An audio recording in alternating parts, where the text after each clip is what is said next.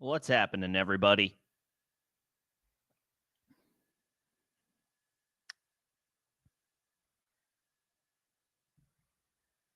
We have the fantasy playoffs tonight. Starting tonight, anyway, with Rams 49ers. So, as always, we'll give overarching thoughts on players in that game. In the event that your start-sit questions pertain to Thursday Night Football,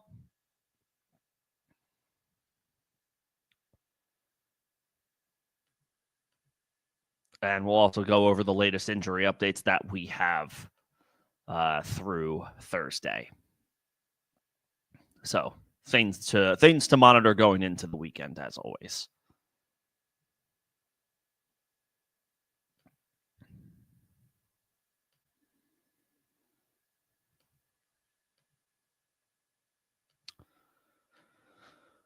All right, let me get the latest injuries pulled up.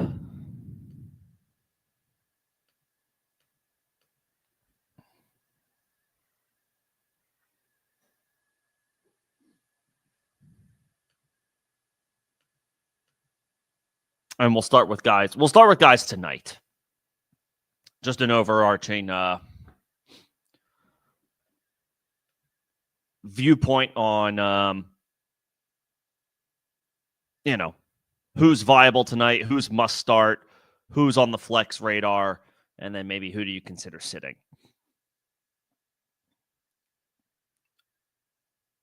Rams on the road, 49ers at home. Santa Clara, California. The weather is expected to be rainy. We're expected to get rain throughout this game, but wind does not appear to be a factor, so that shouldn't be too bad. It is a little chilly. It'll be around probably 50 degrees by kickoff, and that'll obviously be made to feel a little cooler because of the rain. Nothing that professional football players can't handle, but something that is noteworthy. Less than ideal conditions for these guys going into this game tonight. The obvious starts, Puka Nacua. There's not a whole lot of time that needs to be spent here. He is a high-end wide receiver one.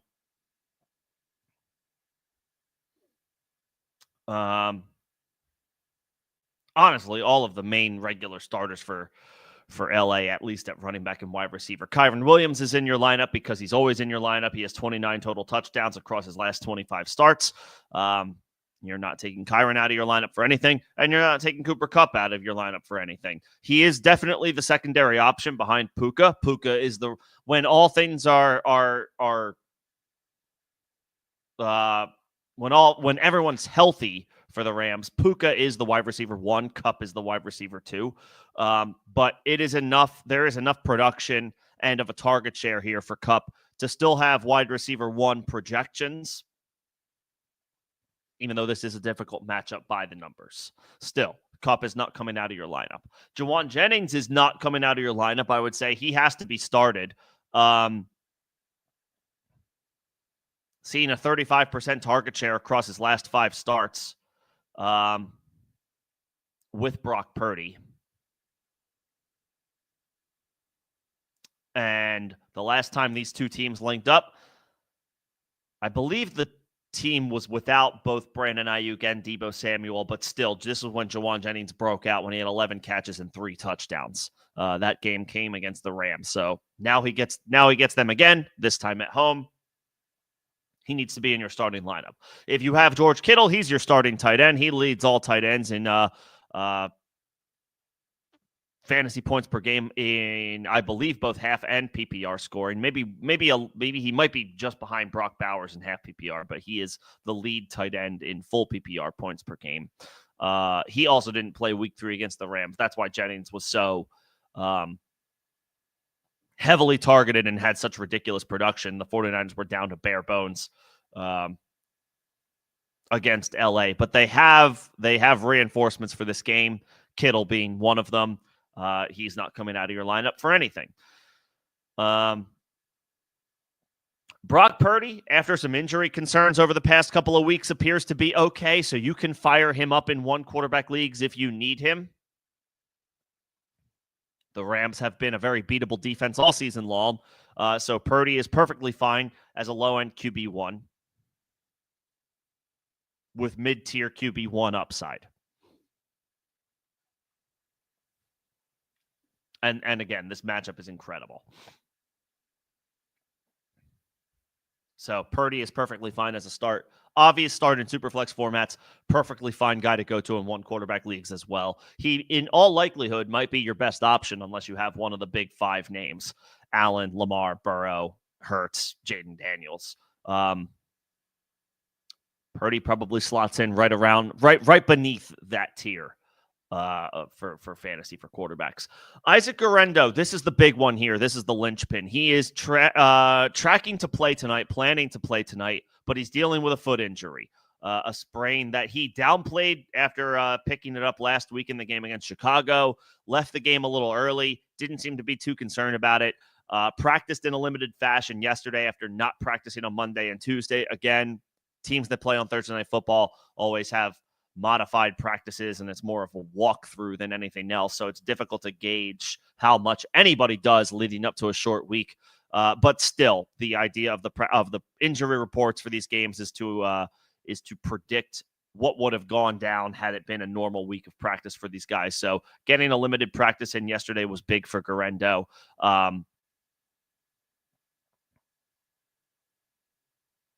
Still, he plans to play. I would say at this point, if you have Isaac Guerendo, if you're loaded at running back, you don't play him. And if you're not loaded at running back, you hope for the best and you get him in there. This is, again, a great matchup. Guerendo had a great game last week. Over 100 scrimmage yards, 2 touchdowns. The Rams, again, they are a funnel on defense. You can beat them through the ground, on the ground, and through the air. So if Guerendo is able to handle 70% of the opportunities tonight, he should be fine. Trent Williams will not play once again for the 49ers, so they are at less than 100% on offense. And Guerendo would probably be in the must-start category regardless of who your running backs were if he was 100% healthy, but he's not. So Patrick Taylor will sprinkle in. If you have Guerendo, be prepared for that.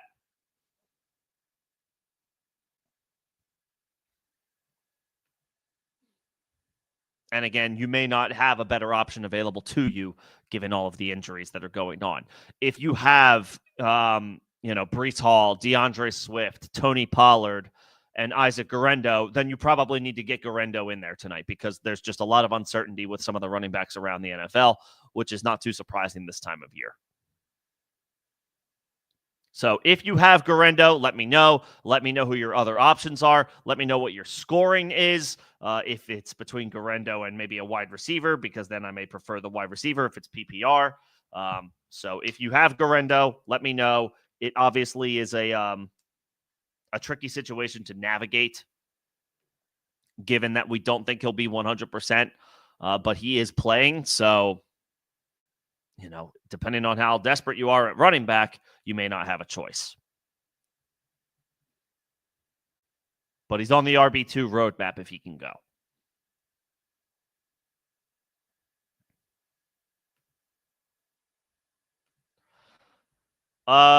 Matthew Stafford is an interesting option.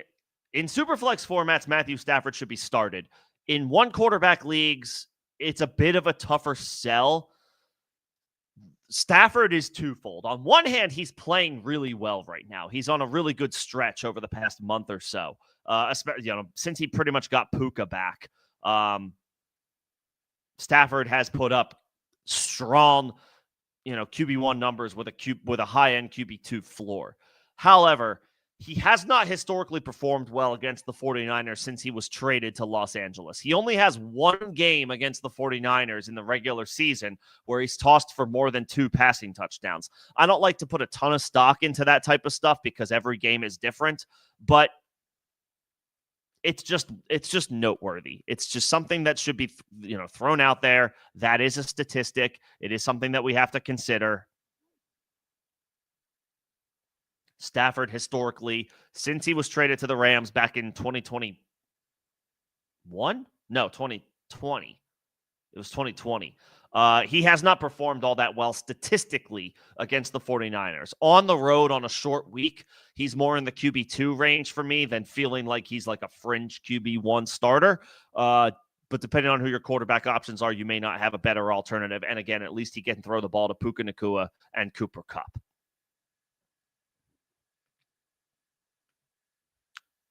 So if you have Stafford and it's in a one quarterback league, let me know who your other options are, and we can sort out if you should be firing up the Rams signal caller tonight. The big name here who I continue to refuse to believe in is Deebo Samuel. Much has been made about what is Deebo going to do tonight. All the pundits, all the experts, all the talk show hosts, all of that are all over the map on what Deebo's going to do tonight. On one hand, he has absolutely obliterated the Rams in recent history when he has played them. When Deebo has suited up, he has killed the Rams. However, Deebo, the only killing he's doing recently is killing any chances that you have to win your matchup if you have him in your starting lineup. Deebo has been one of the biggest busts in fantasy football this year. I don't think I'm out of pocket for saying that. I don't, without looking at all of the numbers, just relative to draft capital expectations, all of that stuff, Deebo Samuel has done next to nothing this year. He hasn't cleared 30 yards receiving in a month.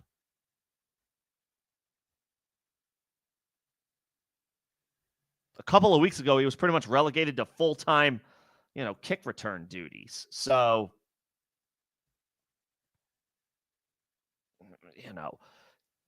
Deebo's that type of player where he'll either get you 30 total yards or he'll give you 120 and a touchdown. So it's truly all or nothing with Deebo. The problem is we haven't seen a reason to believe in him since week 10. And he had 5 catches for 60 yards. Like, he hasn't had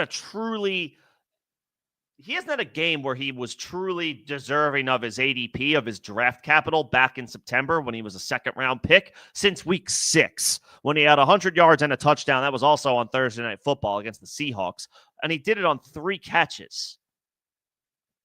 So, again, he's coming through on big plays, which we're accustomed to seeing from Deebo, but you're asking him to deliver on minimal opportunities when recently he's done nothing with the opportunities that he has received. I am not playing Deebo Samuel tonight. I do not trust him. I understand the matchup is great, and I understand that he is a big play waiting to happen. But he's done nothing for a month. And outside of a literal handful of games this year, he has fallen short when he was healthy.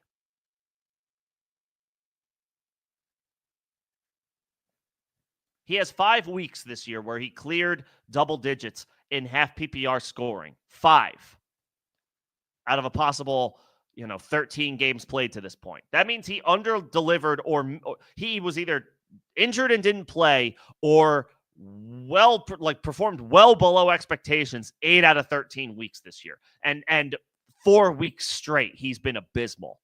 I can't trust him in my playoff matchup. I can't. I get the appeal. I get the, wanting to swing for the fences, and that's up to you if you have Deebo. But for me personally, I can't get him in there. I cannot start him tonight. I have no reason to trust him. Week 1, good week. Week 2, good week. He got hurt and missed week 3. Week 4, he came back. He was pedestrian. Week 5, he was awful. Week 6, he did great, but he did it on 3 catches. He made one big play where he ran away for like an 80-yard touchdown, which means his other 2 catches probably accumulated somewhere around 20 yards. So thank God he broke that big play, or it would have been yet another disappointing game. Week 7 was the pneumonia game. He played like 6 snaps and missed the rest of the game because he was sick. But then he turned around and came back the very next week and caught 4 passes for 71 yards against the Cowboys. Solid, but we need more from a second-round pick. Week 9 was the bye week. He had 5 for 62. Week 10 against Tampa. Again, scoreless. He hasn't scored. He has 1 touchdown on the one receiving touchdown. I think he has a couple of rushing touchdowns on the season, but like he has one receiving touchdown on the season, and he's not supplementing this with rushing production that really makes you feel like, you're getting your money's worth here. I would not play Deebo Samuel tonight.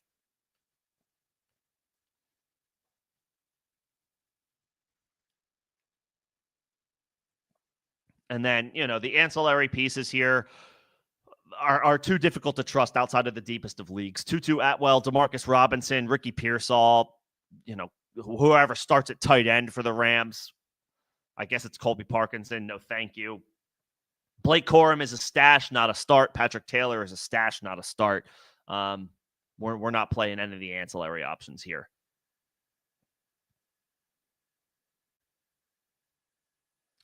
This is truly a studs and duds game tonight between the Rams and the 49ers. Puka, Jawan, Kyron, Kittle, Kupp, and Purdy, I would start. Stafford is on the streaming radar, but as a QB2, not as a QB1.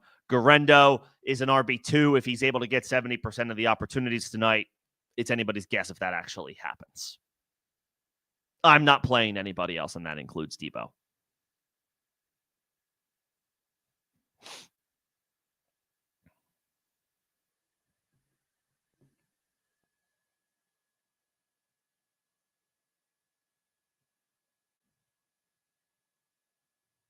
All right. Those are my thoughts on Thursday Night Football. If your start set questions pertain to Thursday Night Football and involve players that are on the radar or are on the bubble, like the flex radar, not necessarily the must-start radar, let me know and we can sort out what to do.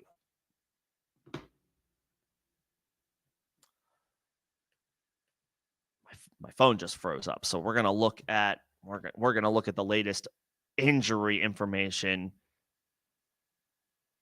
Thankfully, we live in a day and age where we have multiple screens, and one of them's bound to work.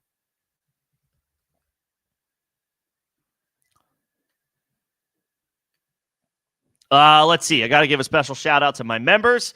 What's going on, Derek? I see Derek. I see, let's see. I see MVM. I see E111. What's going on, everybody? And I see I have a super from T-Man. Appreciate that, T-Man. Thank you so much. So I will get to you guys first. That will be, again, being a member. One of the perks of being a member is you will get your questions answered and comments responded to in priority order, first, so to speak. So you'll get your questions answered faster. Supers will also be line jumpers to get your questions answered faster. So thank you again, T-Man, for the generous donation. And then I will get to everybody else. So I just ask for some patience as I work through those questions first. And of course, again, I'm going to go through the latest injury updates that we have as of Thursday practice reports. Let's see. DeAndre Swift did not practice Thursday. Did he practice yesterday? Oh, no, this was the first day for the Bears to practice because they're playing Monday Night Football. So we'll see about that one. That could just continue to be maintenance mode for DeAndre Swift, but he did not practice today. Again, Bears and Vikings, Vikings, Falcons, Raiders, Monday Night Football. It's a doubleheader. So any players on those teams, we don't need to overreact in one way or another about the practice status today because today was essentially the Wednesday version of practice for them. So missed practices today. While it is something to put on the radar, is not something to cause any type of alarms. Not yet. Josh Downs fully practiced Thursday, so that's awesome. I believe he was marked healthy as well. I think he was removed from the injury report. So Downs looking good to go in a big game for the Colts against Denver. I feel good about starting him in if you have him and have to.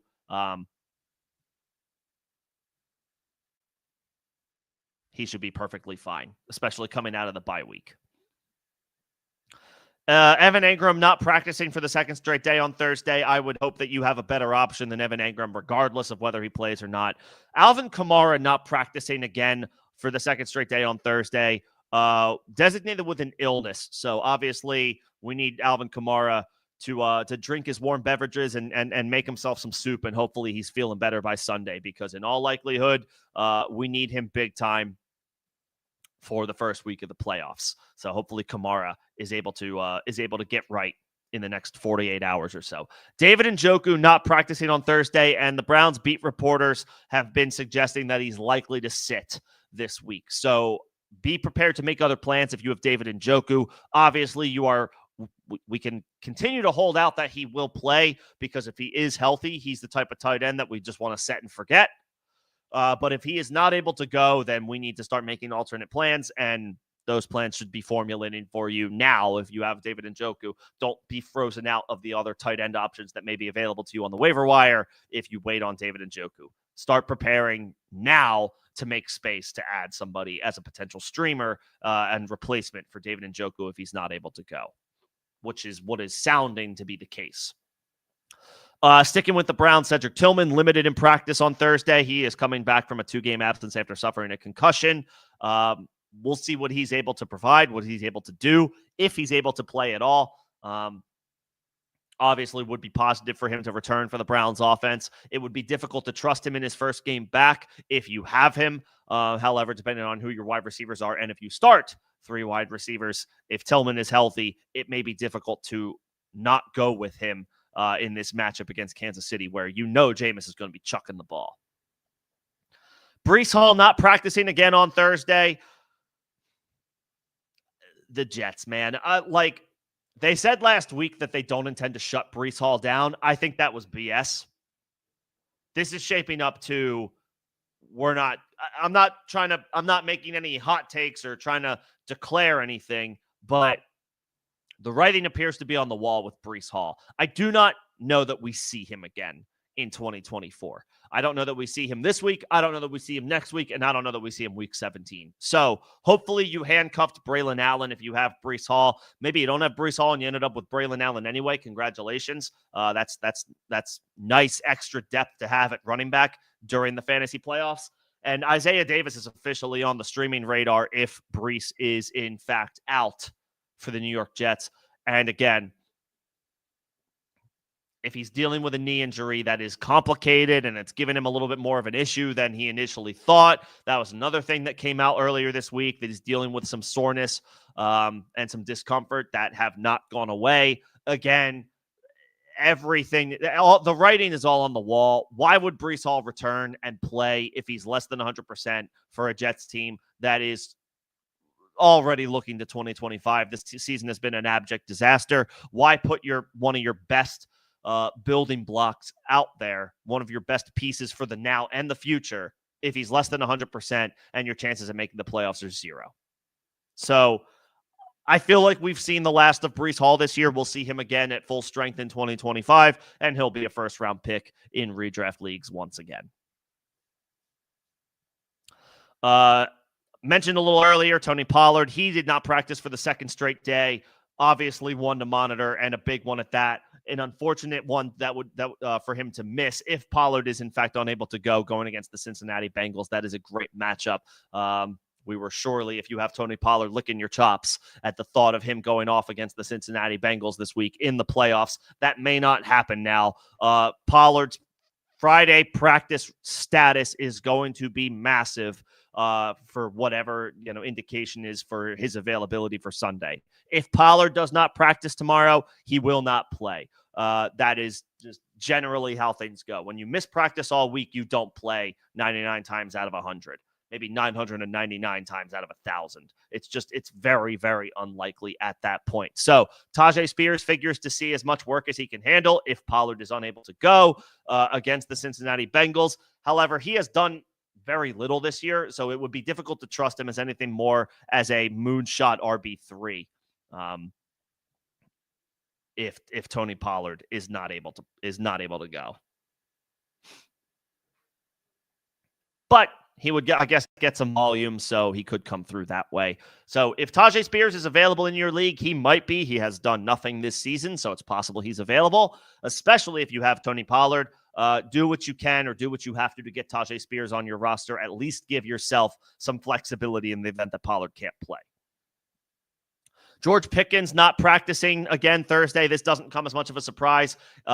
Coach Mike Tomlin declared him as doubtful at the start of the week, so it doesn't seem like there was a whole lot of optimism for George Pickens' availability in Week 15 against Philadelphia to begin with, and the practice reports are indicating that we are not going to see Pickens in Week 15. So I mentioned on Tuesday, already start making other plans. If you have George Pickens, hopefully you went ahead and did that. Hopefully you have a backup option available to you, because I would be prepared to not have George Pickens this week.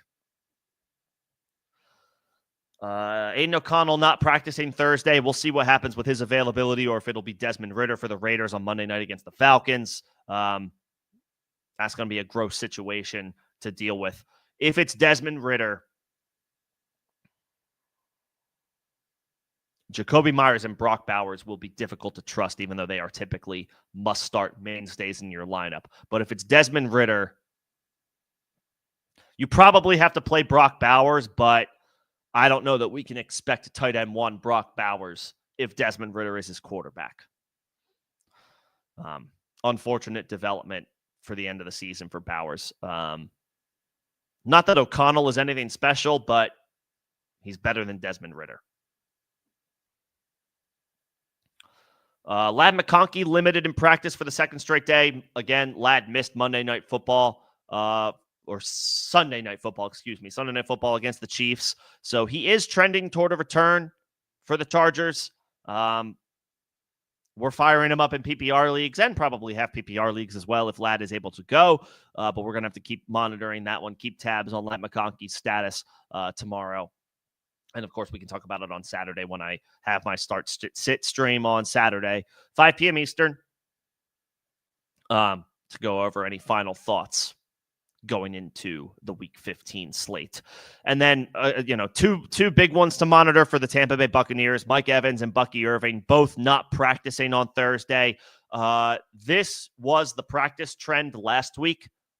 Evans both ultimately suited up, but Bucky Irving had to exit the game early with a new injury, a back injury, one that he did not deal with or wasn't dealing with last week. So multiple injuries that Bucky Irving is dealing with.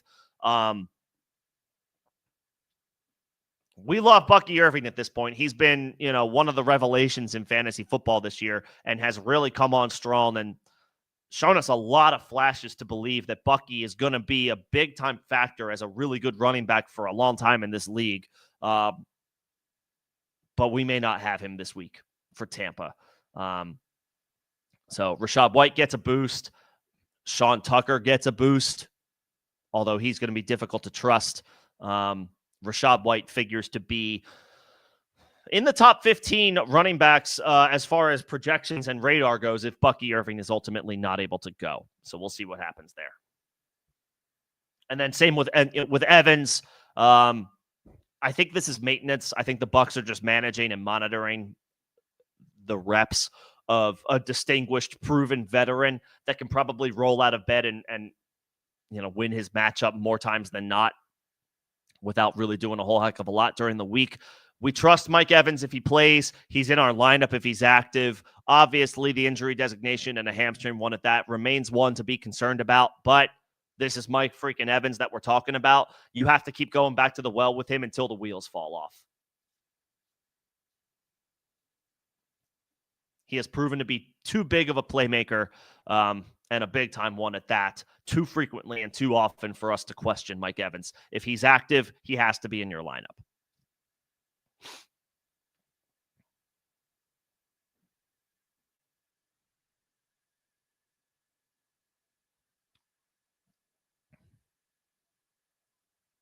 I think that's it for now as far as the latest injury updates.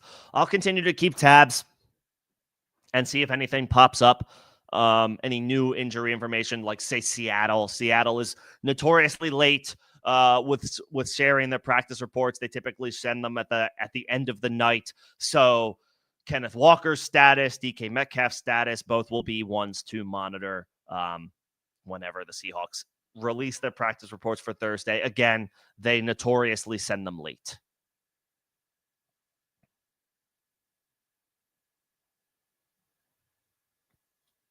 All right.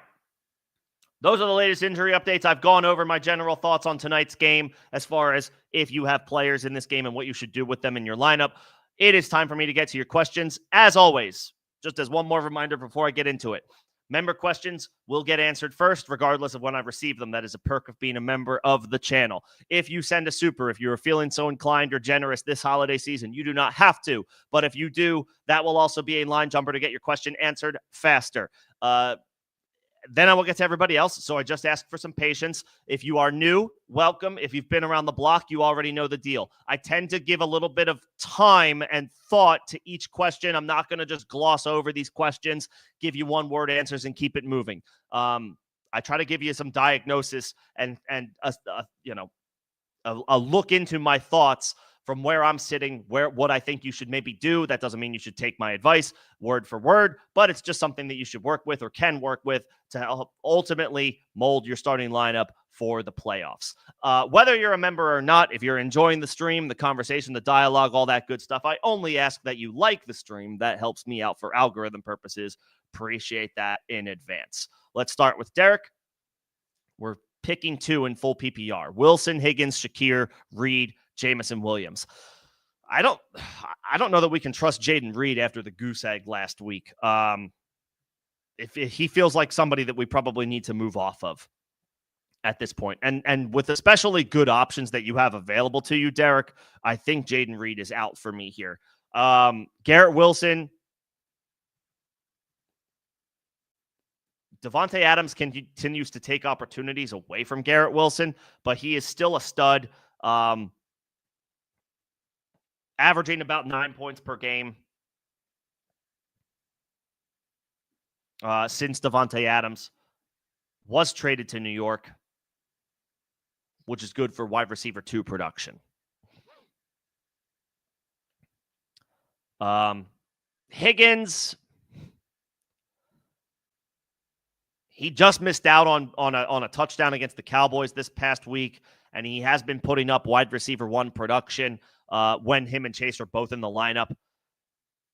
I think Higgins is one of my answers here. It's so easy to believe in and trust in the volume that those guys are going to get in Cincinnati, especially from a guy like Joe Burrow. I think Higgins is one of my definitive answers here. Shakir has been a monster recently, and it's a great matchup against Detroit.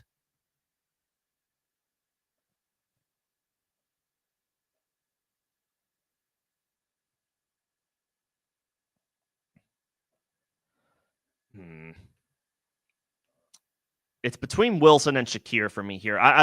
Jamison Williams is awesome, but he's very boom bust. And if you don't feel like you need to be like super aggressive, I don't know that that JMO is the play, especially with the other options that you have available to you. This past week, Wilson went 7 catches for 114 yards, but prior to that, he went into like a 3-game slump wrapped around a week 12 bye.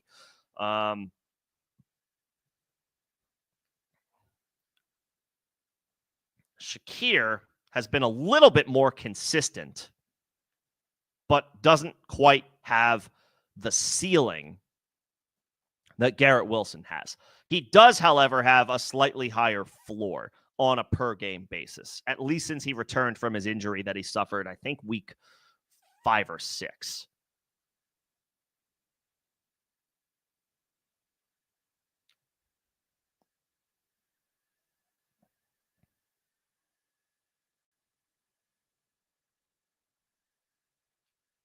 Higgins for sure, Derek. And then I think I would go Shakir as your safe play. Wilson is not boom bust because you know that he will give you, it might be a gross floor, but he will still give you somewhere around 6 or 7, maybe 7 or 8 PPR points.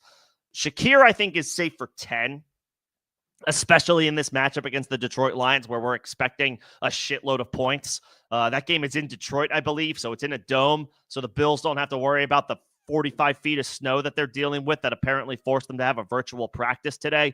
There will be no weather conditions to worry about with as far as the offenses and their ability to execute. Shakir is your safe play. Wilson is more like risk it for the biscuit, even though it's not a huge risk. Again, Wilson should be able to give you a 7 or 8 point floor in PPR. But Shakir is a little bit safer, can give you a ceiling play, maybe not quite as high as a Wilson ceiling play, but Shakir should be somewhere Like Shakir is somewhere around here, and then Wilson is like, somewhere around like could be here, and Shakir we're pretty confident will be somewhere around here, if that makes sense. I would say Higgins for sure. He's been awesome, especially with Chase in the lineup. Shakir floor with a good ceiling. Wilson with the strongest ceiling, but probably a lower floor than Shakir. So it depends on what you think you need based on your matchup. We're picking 2 receivers in a flex here between Wilson, London, Waddle, J-Mo, Bucky, and Taylor. I don't think you can move off of Taylor, even though it's not a great matchup by the numbers against the Broncos.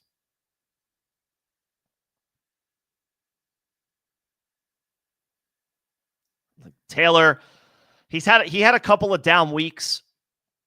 Week 11, week 12, both bad performances. That also came against tough defenses. Denver also has another good run defense. I think with Anthony Richardson back, though, I'm okay with sticking with Taylor. I want to it's the playoffs. I want to play bell cow running backs when I have the opportunity to, even if it's a bad matchup on paper. So I think I have to go Taylor here. And that's over Bucky, assuming Bucky is not able to play. And if he does play, he may be less than 100%. And who knows? What if he has to exit the game early again, and then we're sunk? I would say Taylor. I would say probably Wilson. I'm not all the way there with trusting Waddle just yet, even though it is not a bad matchup against Houston. And I would take London against Vegas, even though Kirk Cousins has been abysmal. This is a great matchup. This is a spot for them to get right on offense, Atlanta. So that's probably where I would go.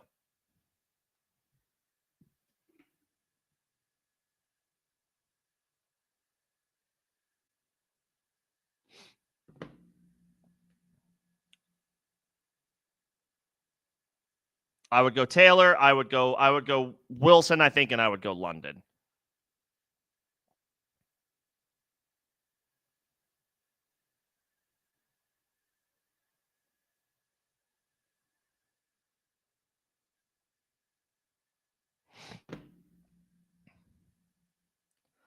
Yeah. Wilson, London, and Taylor. We can come back to this one, Derek, if Bucky is active. But we won't know that probably until Saturday and possibly as late as Sunday morning. Otton versus Henry. It's a good matchup for Henry. It's a tougher matchup by the numbers for Otton. And Otton's been on the quieter side since Mike Evans returned. He had 70 yards receiving against Vegas, but it came on 3 catches.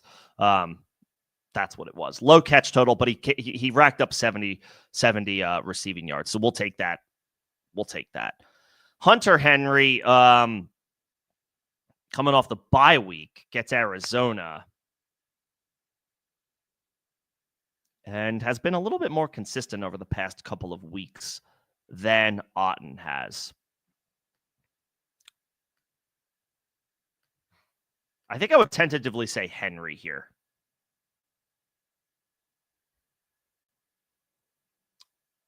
Henry I would probably call like a mid-range tight end one because of he's like a security blanket. He's safe. Otton, maybe more of a low-end tight end one. He has the upside to come through, but his production has dipped with Mike Evans returning to the lineup. I would tentatively say Henry here. He's been a little bit more consistent.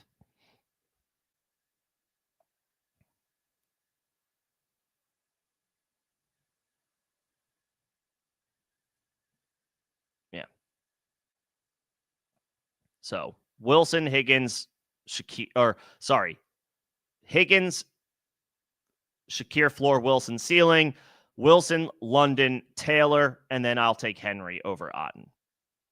Let me know if you need anything else, Derek. The next thing I see a super from T-Man, so let me grab that. Appreciate it, T-Man. Thank you so much. Judy or Davante Adams? Well, first of all, if the Baltimore Ravens are available to you, you play the Baltimore Ravens. That, I think, is the top defense to play this week. They're coming off their bye week. They're coming off their bye week pissed off because they lost week 13, and they are playing probably the most inept offense in the league in the New York Giants. The Ravens defense clears everybody. Clears everybody this week. Jeudy versus Davante Adams. I mean, I think Jerry Jeudy has entered must-start territory in a way where Davante Adams is more of like you play him if you have him. Jeudy is at the point where you go out of your way to play him. You get him into your lineup no matter what.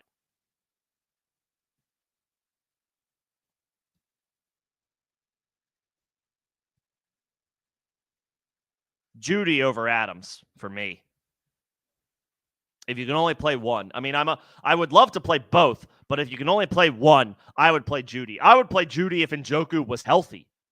I would play Jeudy if Njoku was healthy and Cedric Tillman came back healthy. And now all of a sudden, there's all these mouths to feed in Cleveland. Doesn't matter. Jeudy has been one of the best late season, second half of the season fantasy producers at the wide receiver position. He's been unbelievable.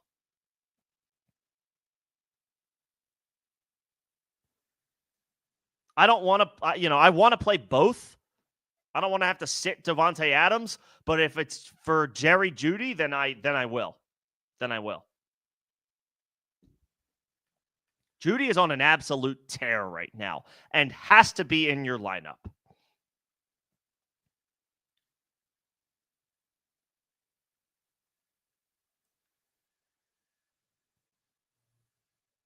Jeudy has cleared 60 yards receiving in his past 6 games. He has 3 touchdowns in his past 4 games. He has cleared 70 yards receiving in all but one of those recent 6 games, and he's cleared 100 yards twice.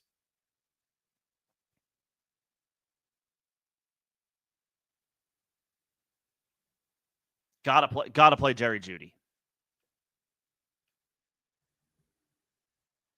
Gotta play Jerry Jeudy.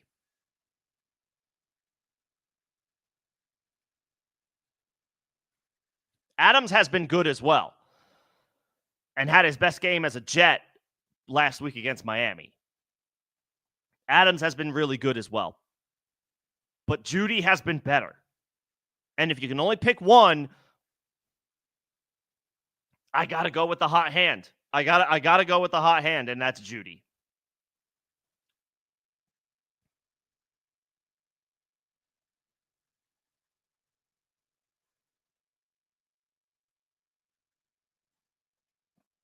Jeudy over Adams, and Baltimore over not just Atlanta's defense, but everybody's defense. Appreciate the super team, man. Thank you so much. And let me know if you need anything else. What's going on, MVM? Yes, it is go time. Congrats, everybody. First of all, if you're in here, that means you're in the fantasy playoffs. So pat yourself on the back, pour yourself a drink if you feel so inclined. That is an accomplishment in and of itself, but obviously now the sweat begins tonight. Achane, Kyren, we're starting 5 of these names. Well, Kyren Williams is in your lineup tonight, so make sure he's in there. Achane is in there.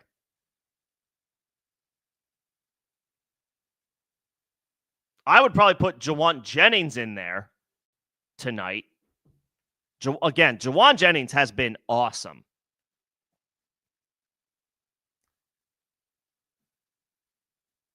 I don't expect 2 touchdowns from him again like he had last week because we can never predict 2 touchdowns. But, I mean, Jawan Jennings, he's cleared 50 yards receiving 4 of his past 5 games, and in 3 of those games, he's cleared 90 yards receiving. I mean, he's been a stud. Brandon Ayuk gone. The whole backfield gone. McCaffrey, Mason gone. Debo wildly underperforming.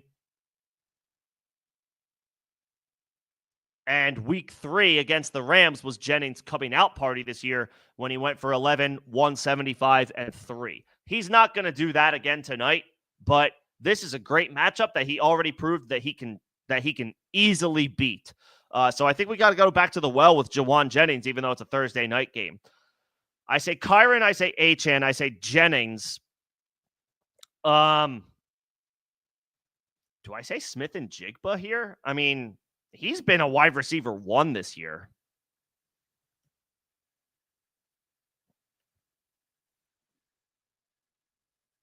And you have Nico Collins too. Jesus, man, this is a hell of a squad. All right, well, Nico is in. Okay, scratch that. Nico's in your lineup. Nico, Kyren. I would go Achane.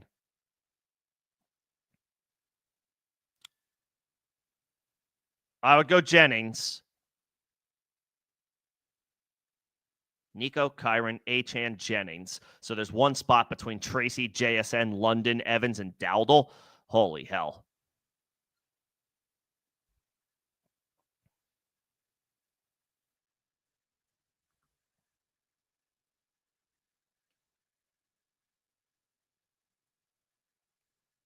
Who do the Cowboys play? The Panthers? Dowdle. Dowdle over London, Dowdle over JSN, even though I don't want to sit JSN. JSN's been a wide receiver 1 this year. But Dowdle has come on strong recently and gets an incredible matchup against the Carolina Panthers. I can't ignore that. Yeah. Nico, Kyren, Achane, Jennings, Rico Dowdle. That's a hell of a team that you put together. That's some really impressive names that are on your bench. I wish we could have consolidated that in the form of a trade, and maybe you turn like 2 or 3 of these names into like an absolute stud. But that time has passed. That we can't worry about the past. We're only moving forward. That's my answer, MBM. Nico, Kyren, Achane. I would go Jennings as well tonight. If you're worried about playing 2 Thursday night football players, then maybe you can swap in JSN for Jennings, but I wouldn't be too worried about it because the matchup is so good. And then I would play Dowdle as well against the Carolina Panthers. That matchup is too good to ignore. Hell of a squad. Hell of a squad. No wonder you made the playoffs. And who would I start between Jennings, Charbonnet, and Kamara? I mean, Kamara, if he's healthy, but we don't know if he's going to play. In this specific scenario, I would wait on Kamara. What's the latest on him? I would wait on Kamara because if Kenneth Walker doesn't practice for a second straight day, that tracks or that would put him on track to miss this game, which would make Charbonnet, back into must-start territory.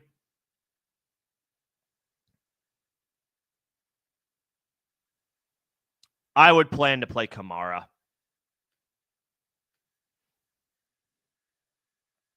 And if Kamara can't go, then you have Charbonnet in your back pocket.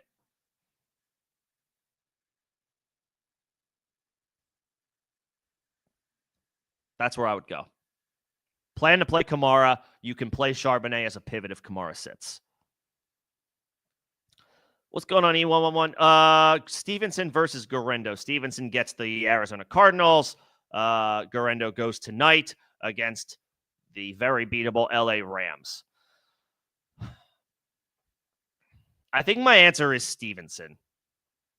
He's a volume-based RB2. He's boring. He's unspectacular.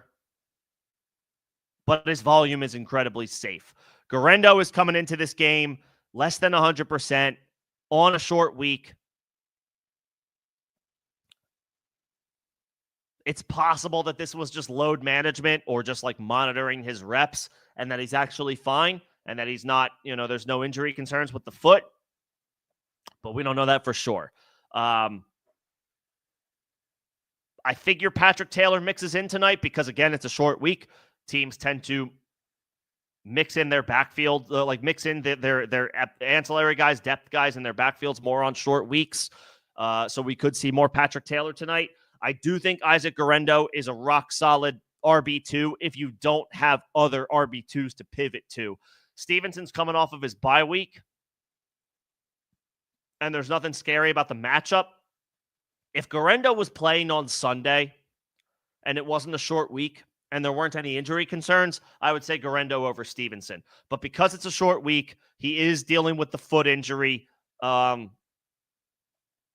It's a great matchup, but I lean Stevenson a little bit more coming off of his bye week. Short week and on the injury report, it could be nothing. It might turn out to be nothing, but it's enough for me to have some concern and some pause about the player if I have alternate options that I feel comfortable pivoting to, and Stevenson qualifies. Now, standard scoring, it makes him a little less intriguing, Stevenson, but again, the volume is good enough where he should be able to come through as an RB2.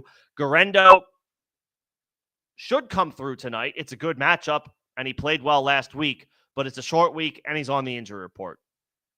So that's enough for me to say, all right, I'll try Stevenson.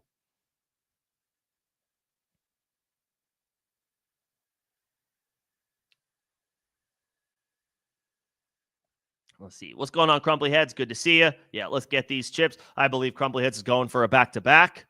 Won it last year. And you threw your roster in Discord. If you're not a part of my Discord, you can join. Second link in the description of this live stream and all the videos and streams on the channel. So if you were somebody that was commenting on my Sincere McCormick video last week, maybe you saw that there's a link to Discord in all of the videos and streams that I have on this channel. Let's see. Yep, Kamara, Connor, Collins, Terry, Puka tonight. Absolutely. McBride. Yeah, this looks good. I only see one roster here, Crumply Heads, and it's a loaded squad. Yeah, I think you have it right. I wouldn't make any changes to this one that you sent. Yep. We're square. We're good there.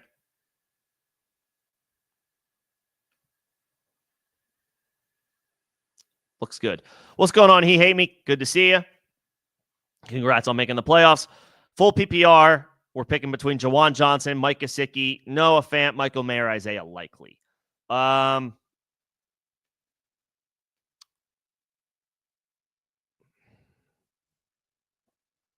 Jawan has Washington this week, but he may not have Derek Carr, who I believe did not practice today.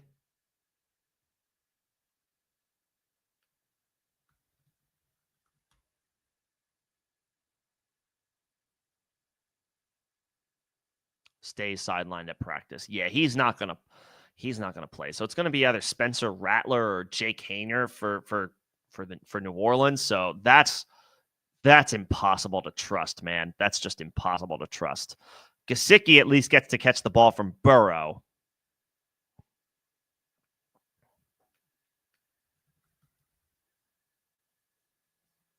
But with T. Higgins healthy, that submarines Gesicki's opportunity. So he's difficult to trust.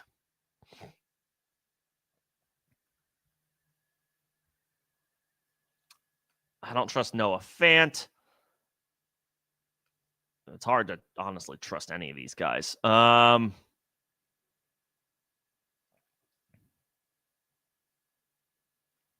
man.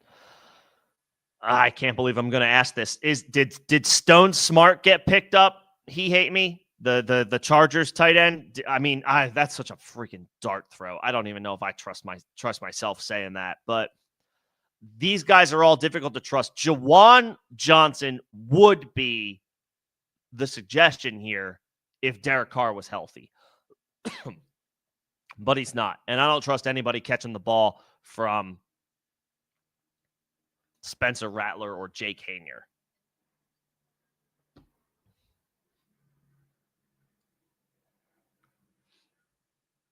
Three catches for 54 yards for Stone Smart last week. I mean, can we really get excited about that after he has, after he hadn't done much of anything, literally anything this entire season?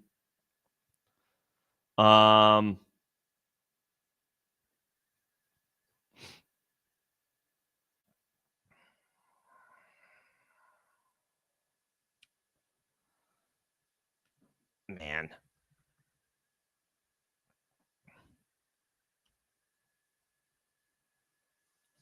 Disley's out with a shoulder injury.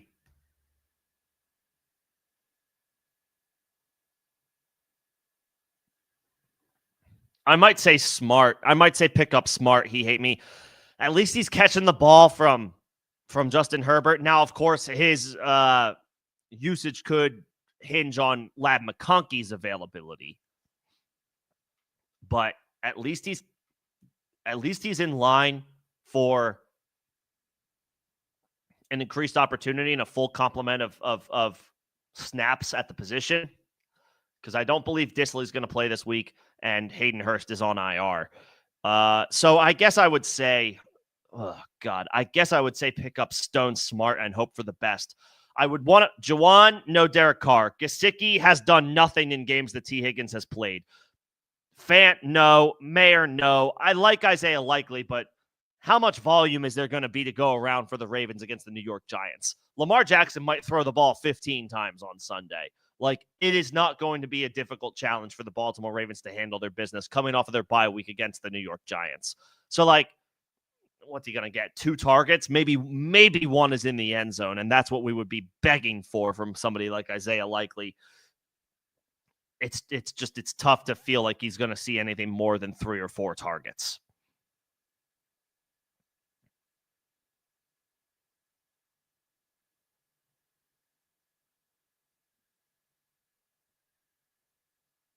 Like 5 for 38 and a touchdown week 13, nothing week 12, 4 for 75 week 11, nothing week 10, or he didn't play week 10, but nothing week 9.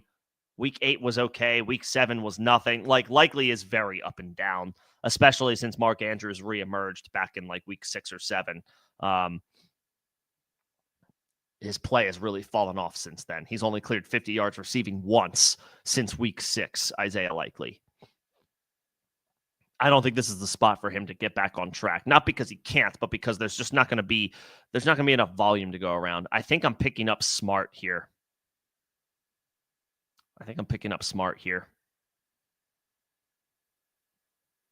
Yeah.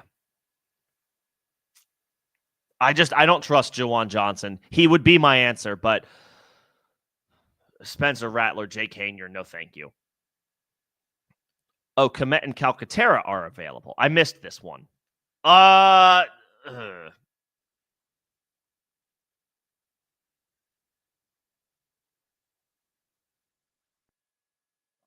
Komet gets the Vikings. Calcaterra gets the Steelers.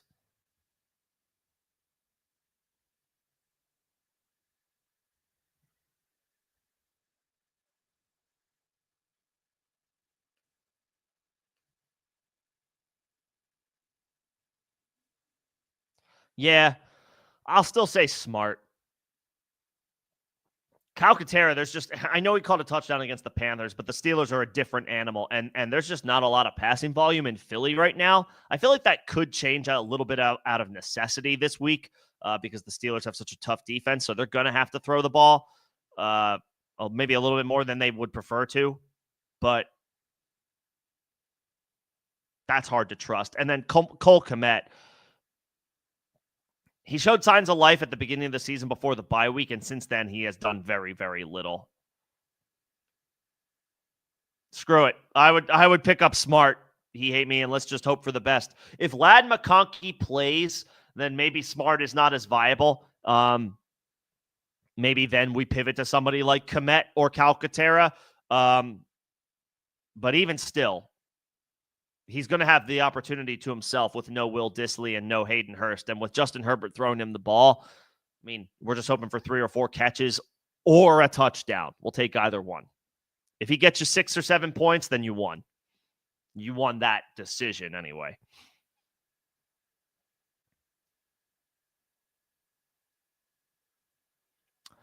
And let's see. I got a super from Juan Deere. I hope I'm saying that correctly. Appreciate the donation. Thank you so much. This is an interesting one. Your playoffs have already started. It's a 2-week playoff format.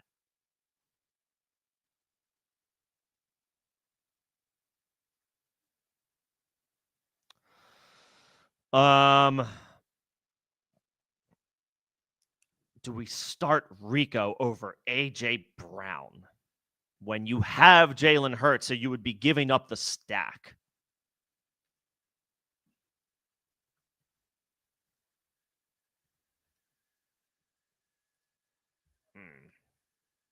See, I personally, I think AJ Brown's going to come through this week. I do, and I know that sounds crazy because he's been the Eagles passing game has been lackluster recently, and AJ Brown hasn't exactly popped off in recent weeks. He had one really good game against the Rams. He's been kind of pedestrian otherwise this past month. I don't know, man. I think he gets back on track. I feel like this is people are doubting the Eagles right now. They're doubting their offense. They're doubting Jalen Hurts. They're doubting A.J. Brown. This feels like a quintessential week where A.J. gets back on track. That being said, it is very tantalizing to just play Rico Dowdle in a spectacular matchup against the Carolina Panthers when you know he's going to get the work. We don't know for sure. We think A.J. Brown's going to get the work. We know Rico Dowdle's going to get the work. You're down 20 points, so you probably need some upside. And I know you mentioned in your comment below that you have upside to work with.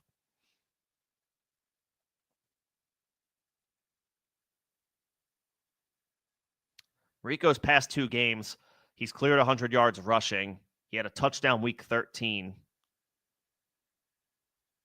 His opportunities have gone through the freaking roof since week 12. If it is, I don't know what your scoring is. If it's full PPR, I think I would stick with AJ. If it's half PPR or standard scoring, I am okay with pivoting to Rico. And it sounds like you maybe want to pivot to Rico. So pivot to Rico. Like, do what your gut is telling you to do. At the end of the day, if you're trying to decide between 2 options, if you don't like a player situation and you do like another player who maybe is considered a little bit of a lesser, like not necessarily on the stud level of AJ Brown, but you like their situation better and you feel better about them, if you just have a gut feeling, go with your gut. And there's not a lot to process here as far as Rico Dowdle is concerned. He's getting the rock. The Cowboys have finally committed to him. They're giving him the ball 20 times, 22, 23 times a game, and this is a beautiful matchup against Carolina. So I am okay with Rico if it is standard scoring or half PPR. I will tell you, though, I would probably still play AJ if it was full PPR, especially since you have Hurts. I do think they're going to connect this weekend. I do. I think they're going to get back on track. However, Rico is incredibly safe with the volume that he is getting. So if you feel like you have enough upside already in your lineup to make to mount the comeback, then Rico is fine. Rico's fine. It's half PPR. Okay. I'm okay with Rico. It's close. It is not a slam dunk, but I am okay with Rico over AJ Brown in half PPR. Yep.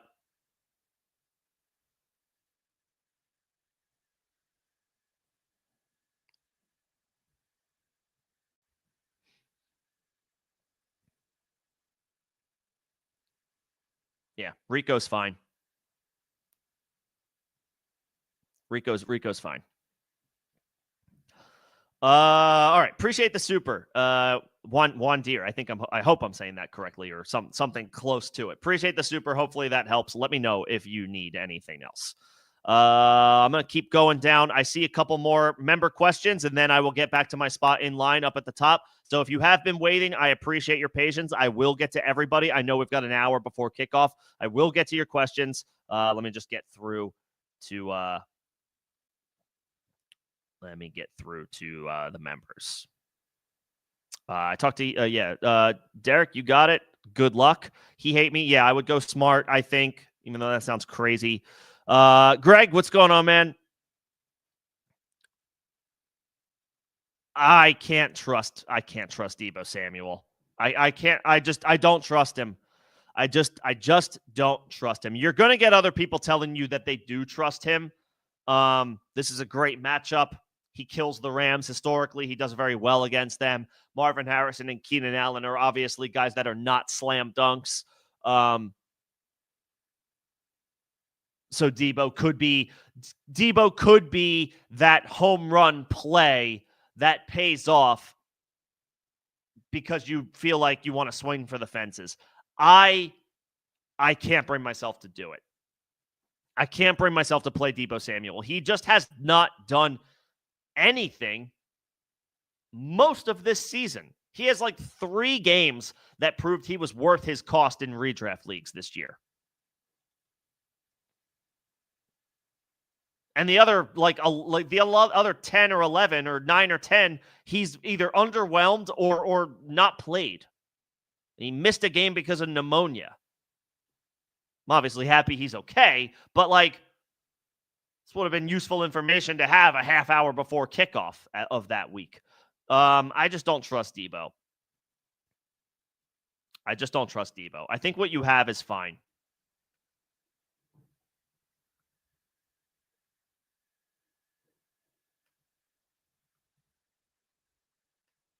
And I love Aaron Jones. I've always been an Aaron Jones guy, always will be, but I do think I would probably slightly rank Rico ahead of Aaron Jones for this week because of the matchup against the Panthers. Love Aaron Jones. Stud. Long-time stud. I may actually play Rico ahead of him if I can only play one of these two guys, but I would love to play both if I can. So, yeah, I would leave Debo on the bench unless you're feeling a spicy, saucy type of way tonight and you think he's going to go nuts. I can't advise it.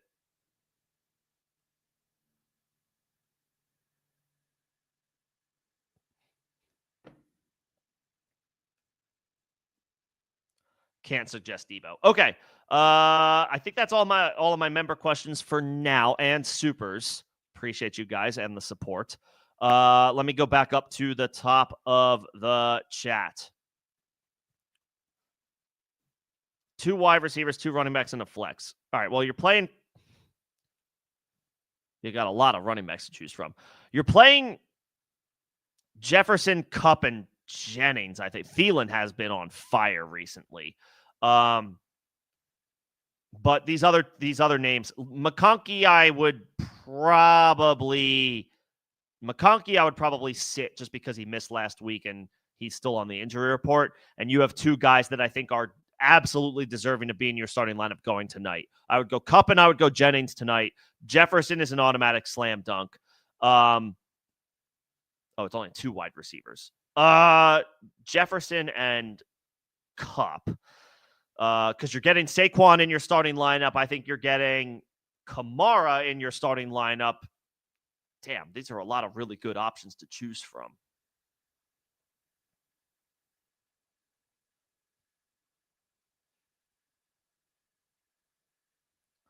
I would go Saquon. I would go Chuba, because Chuba's on a tear.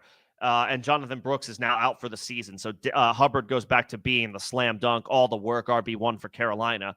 I would go Saquon. I would go Chuba. I would go Kamara. And if Kamara misses because of he's sick or whatever, then you have really good options to pivot to in either Dowdle or Montgomery. And then at wide receiver, I would go Jefferson and Kupp. I really want to play Jennings, but you just don't have the space. You just don't have the space in your lineup to play him. We need to expand those rosters to start 3 receivers next year because these are good options that are going to be left on your bench. Jefferson, Kupp, Saquon, Kamara, Chuba is where I would go. Let's see. You have Cade Otton as your tight end. You could get Kraft or Zach Ertz. I would probably just stick with Cade. He cleared 70 yards receiving last week, so that was good to see. He gets a great matchup against the oh my God, it's a tough. I was thinking of last week. Last week was a good matchup, unfortunately. This week is a little bit tougher against the Chargers. However, Baker Mayfield is playing incredibly well. And Otton is a mainstay in the pecking order, especially with no Chris Godwin. and Mike Evans, Bucky Irving, both on the injury report. They're going to be looking for other guys to step up this week as they continue to battle for the division. I'll take Cade Otton. I'll take Otton.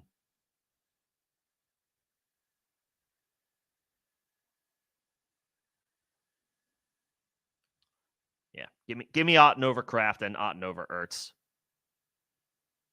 I think the production will be there. Sit one in full PPR between Ladd, McLaurin, Evans, Tyreek. I think it has to be Ladd. Not that I want to sit Ladd, but you have to play Tyreek Hill. You have to play Terry McLaurin. Terry's been absolutely killing it. You have to play Terry McLaurin. You have to play Tyreek Hill. And I just want to play Mike Evans because I know Mike Evans is a baller. If Mike Evans is out this week, then that makes the decision easy for you. You can just play Ladd. But I would definitely play McLaurin, and I would definitely play Tyreek Hill. I would put Evans in over Ladd personally. It's Mike freaking Evans. You know what I mean? But if Evans is out, they play each other in the same game, so you'll know if you can pivot. You'll know if you have to pivot to Ladd. But I would play Tyreek, Terry, and Evans. That's where I would go.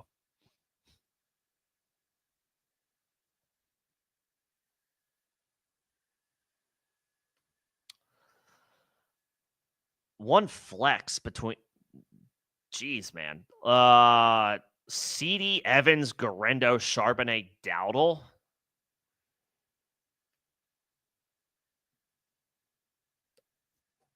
These are good enough options where I would not play Garendo tonight because I do worry about his potential usage coming off the foot injury and a short week.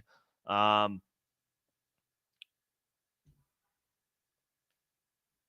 mean,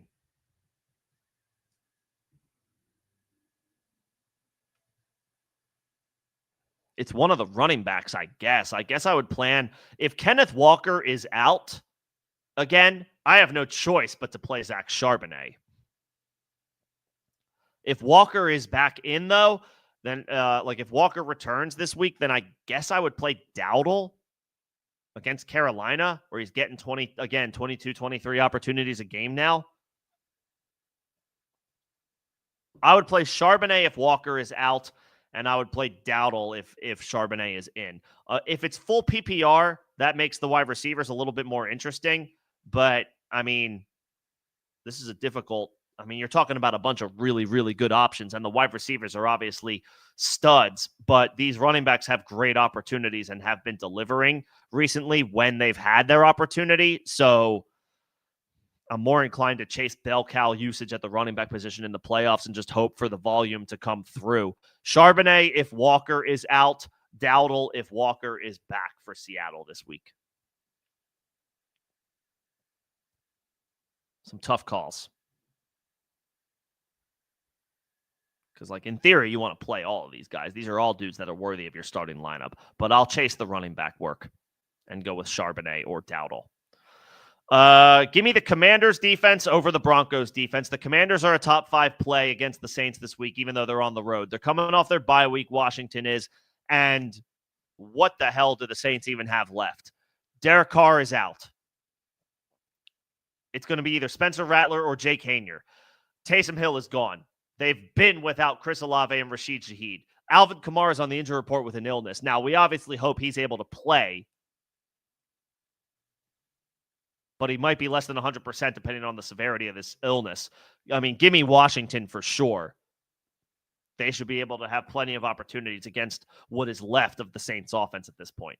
Aubrey versus Fairbairn.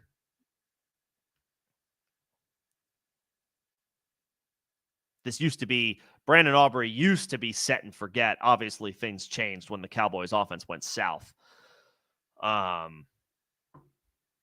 Fairbairn. He's been cooking, hasn't he? I know that they were on bye this past week.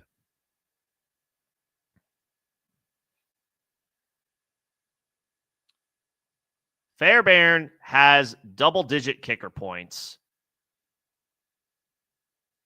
in his last 4 games.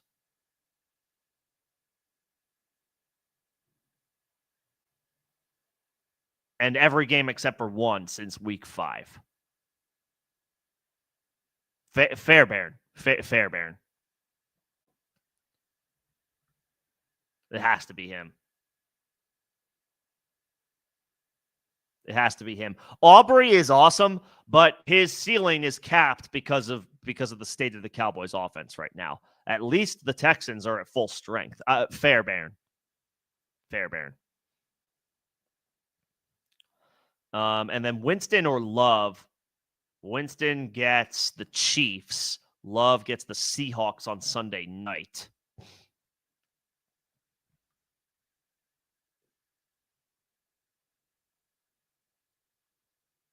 The volume for Jameis is unbelievable.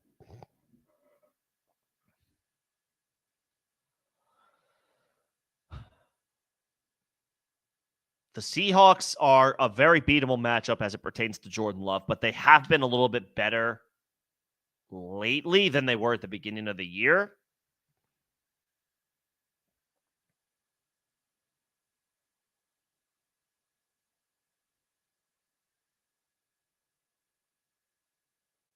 Winston's averaging 43 attempts per game, which is insane.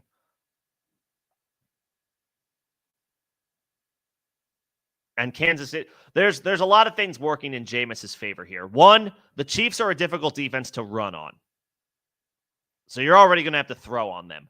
2, the Browns love to throw the football anyway with Jameis because he'll chuck it downfield and their run game is not that good to begin with. And 3, the Chiefs are probably going to be winning this game, which means the Browns are going to be throwing the football anyway. The formula lines up for Jameis to once again chuck the ball 45 times this week. I think my answer is Jameis.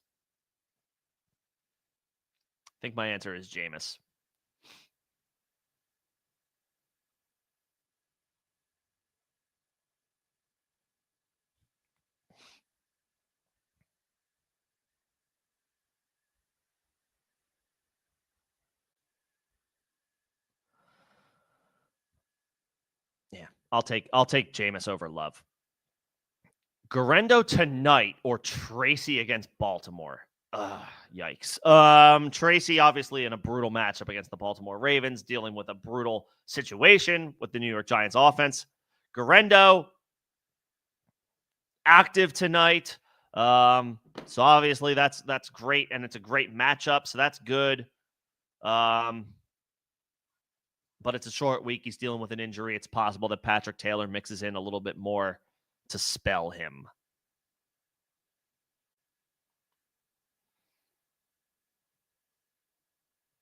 We got a few more updates coming in. Let's see. Demarcus Robinson, Jordan Winnington, Davis Allen, all active for tonight. Okay.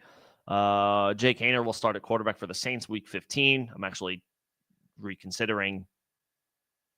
I might reconsider Alvin Kamara, depending on who your other options are. Kenneth Walker not practicing again on Thursday, so Charbonnet is looking like a really strong option to go to once again this week.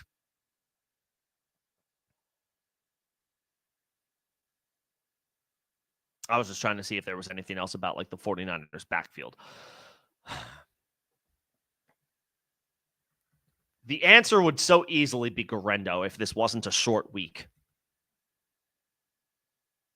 And he wasn't dealing with this injury.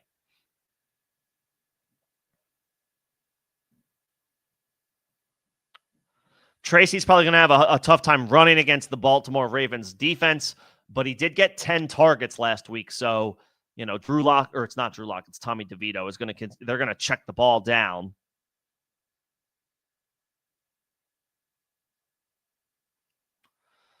I will say it depends on what you need here. I would say Tracy is the safe play but like the floor might be low. Garendo is the risk it for the biscuit play. High risk, high reward. He has the better matchup and is in the much better situation because any situation is better than the Giants offense right now. So Garendo has those intangibles working in his favor. What I don't like is the fact that it's a short week and he's been on the injury report with this foot sprain that he suffered last week. He is the ceiling play given the matchup, but his floor feels low. Tracy probably doesn't have much of a ceiling game in him this week, but his volume, usage, snap percentage, and probably target share now make him a somewhat safe play.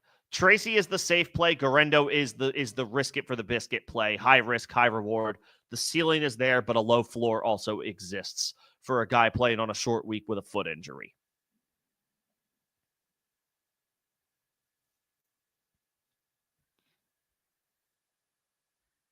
So it depends on how aggressive you think you need to be.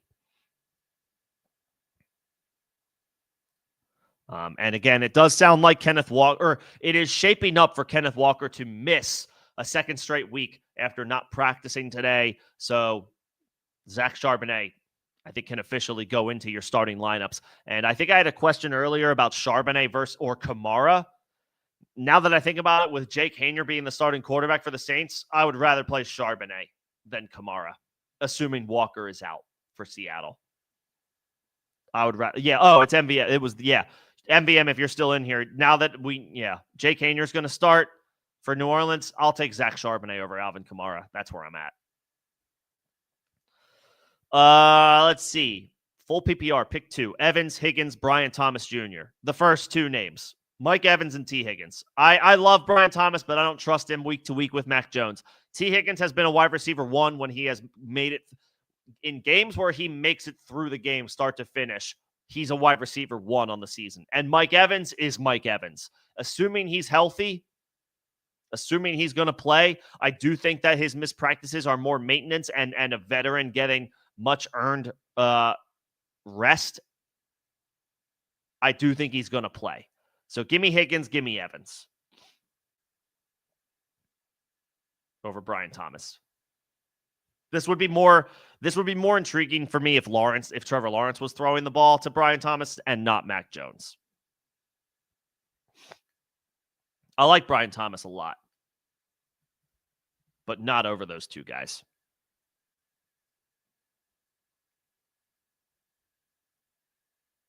He did get 86 yards last week. Thomas did.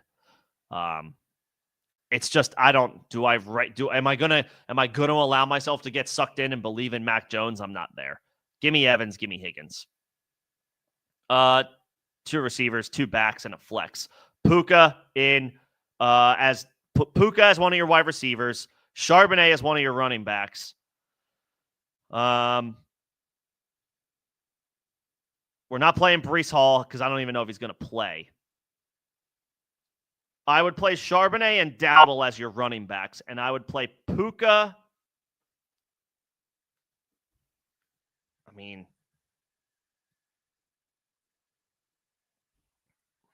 these are some really good wide receivers. I don't want to sit CD freaking Lamb. Maybe this is the scenario where I sit Evans because he's on the injury report with the hamstring. CD's dealing with a shoulder injury, but it wasn't enough to stop him from playing, the full game Monday night against Cincinnati. I think I say Puka, AJ, and CD as your 2 receivers and flex, and I'll say Charbonnet and Dowdle as your running backs. Charbonnet with no Kenneth Walker figures to have has RB1 upside. Dowdle has strong RB2 with low-end RB1 upside and a great matchup against the Panthers. I like Guerrero quite a bit, but you, I think, have safer options to turn to that I would go with, and I don't think Breece is going to play.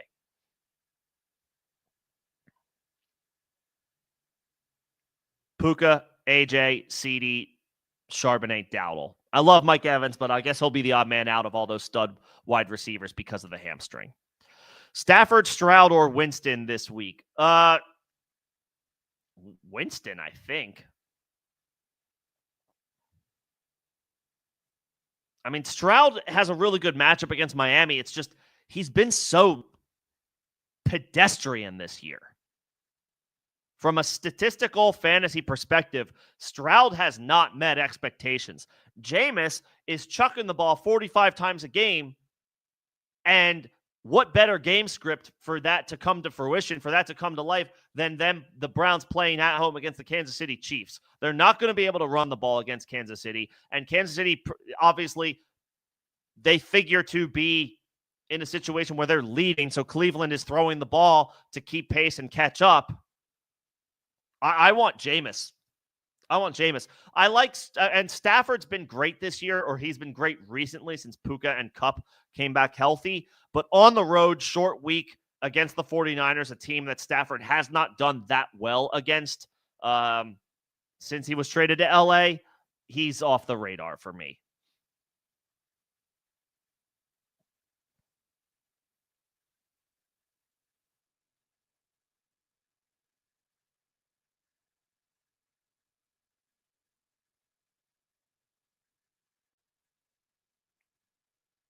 Yeah, he's off the radar.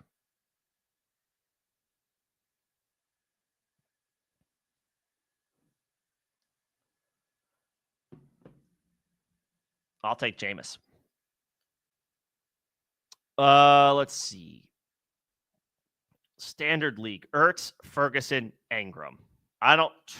Engram is not practicing, so I don't feel great about that. So it comes down to Ferguson or Ertz.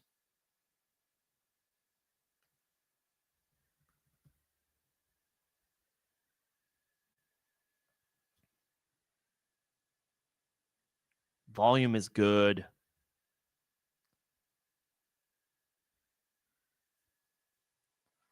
Ertz has been the tight end 7 over the past couple of months.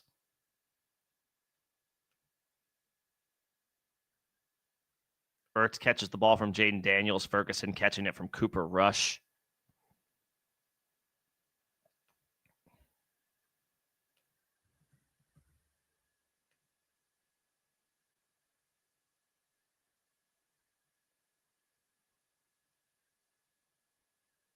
Ertz. I'll say Ertz.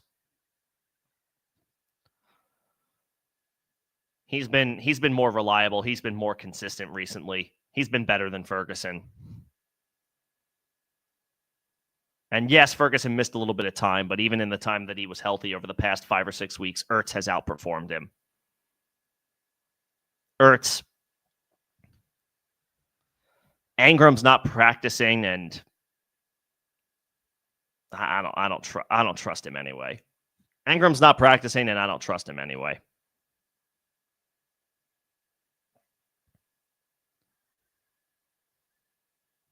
A little 7-leg parlay tonight. There you go. Love a little 7, 8, 9-leg parlay, and hopefully it hits. Best of luck.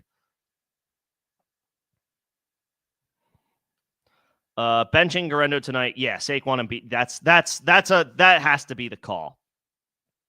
That has to be the call. I would play. I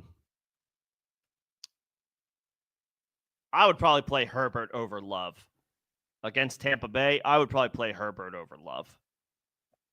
Both should be fine. If you want to bench Herbert, if Ladd McConkey is out again, that's fine. But it looks like Ladd is trending to return. So if McConkey plays, I would feel better about Herbert. Would I start Debo or Ridley? I would start Ridley, and it's not close for me. I know Ridley is up and down, but Debo has been mostly just down. He's impossible to trust right now, Debo is. Ridley has been better. Levis has been performing better since he came back from the injury. It's an ideal matchup against Cincinnati. Give me Calvin Ridley. I just don't trust Debo Samuel, and that's what it comes down to for me. It's a good matchup. He plays well against the Rams historically. I don't trust him. I don't trust him. He's done nothing for the past month. I'll take Calvin Ridley.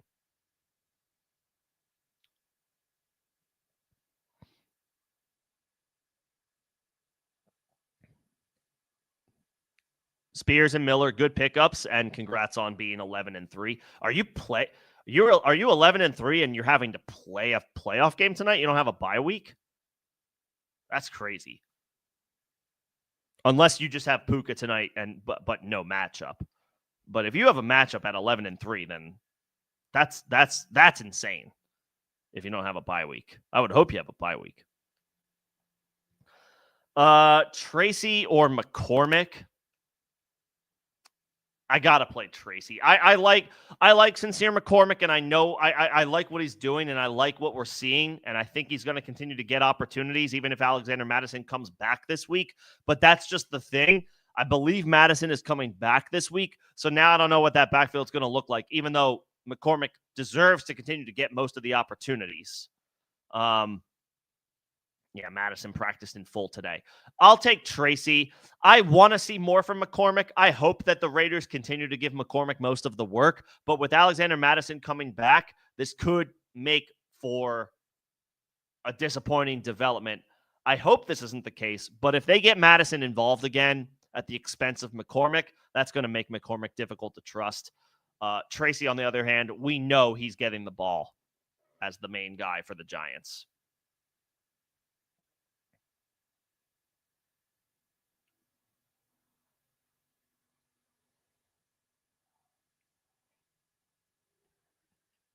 No bye week. That's crazy, man. That's crazy. 11-3 and no bye week is crazy. Well, good luck tonight. Hopefully Puka goes nuts. One running back, one flex. Bucky, Walker. Sounds like Walker's not going to play. And Bucky might not play. So you may be rocking with Sean Tucker and Braylon Allen. Or one of those two. I guess I would play I guess I would tentatively plan to play Braylon Allen. Assuming Bucky and Walker are out. If one of them is able to play, then I'll take I guess I would take Walker if he's able to play, but it doesn't sound like he's going to be able to play. I would tentatively plan to play Braylon Allen as your running back. And Devontae Smith versus Jamison Williams.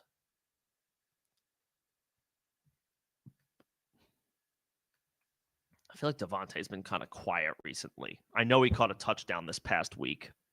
4 for 37 and a touchdown. Like, that's very... thank God for the touchdown. Otherwise, he wouldn't have done anything.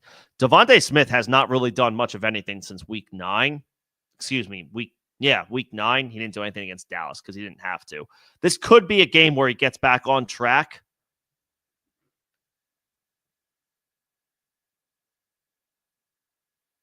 JMO has been like the safe, the upside and the floor play recently. I think my answer for your flex is JMO.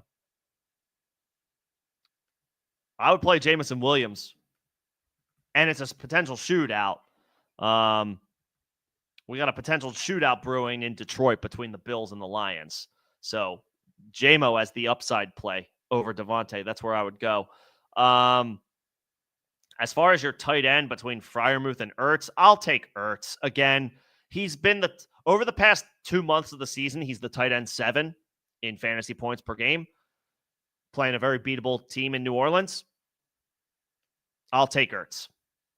I know you said you have Terry. I'll take Ertz as well. I'll double up. It's a really good matchup, and Ertz has been steady, has been solid.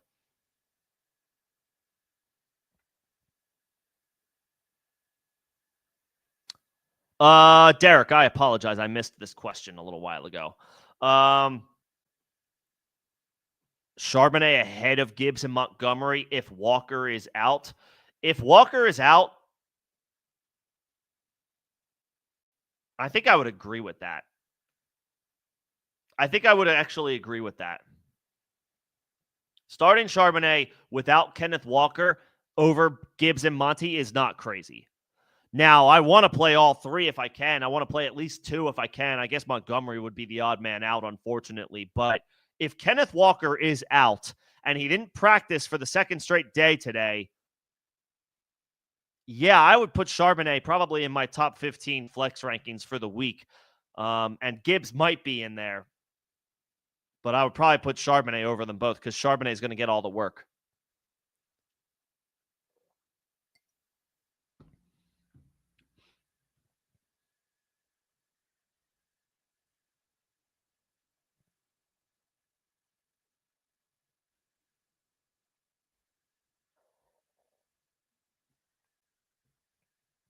Yep, Charbonnet. Yeah, no practice for No practice for Kenneth Walker. He's not tracking to play. I would be planning to make other plans if you have him. And if you do have Charbonnet, yeah, I would get him in there. I would get him into your lineup. Let's see where I'm at. Where am I at? I know I need to keep it moving. You're just looking for your recommendations. Spears, I guess Tajay Spears over. I mean, I like Kendre Miller, and I'm interested to see what he can do, but it's such a bad offense. I mean, with Jake Haener or Spencer Rattler, I mean, at least Will Levis was a second-round pick, and we have a little bit of optimism there. And if Tony Pollard's dealing with injuries, I'll say Spears over Miller as a waiver priority. Spears slightly. But nicely done getting the bye week, and yeah, we'll sort out starting lineups for that squad next week. Fairbairn or Boswell, I would. Both are in really good spots, and both have been really good. I would stick with Fairbairn. He has had double-digit points in every game, I think, except for one since week 5. Fairbairn has been money. He's at home coming off his bye week against Miami. Yeah, I'll take Fairbairn. Boswell has been awesome as well, but on the road against Philly, and the Steelers' offense won't have George Pickens. That's a pretty tough spot. That's a tough spot. Points may be hard to come by for the Steelers' offense this week. I would say Fairbairn.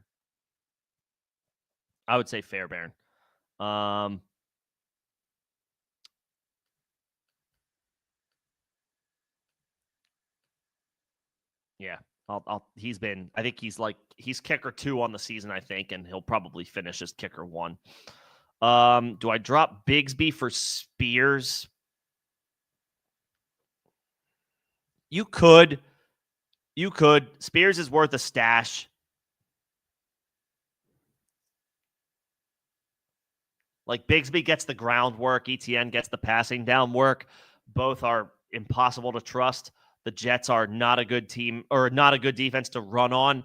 That's a difficult matchup, especially recently. Yeah, I'm fine with this. I'm fine with dropping Bigsby for Spears. I'm okay with that. And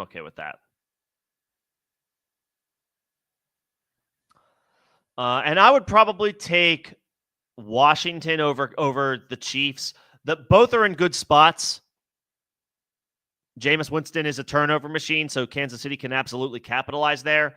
Washington is not as good of a unit as Kansas City, but they've been solid this year, and they get New Orleans who are down to a skeleton crew, on offense. Jake Haener, I don't even know who the starting wide receiver. I guess it's Marquez Valdez-Scantling and Cedric Wilson.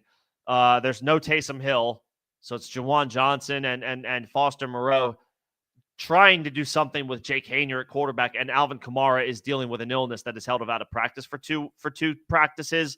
I'll take Washington.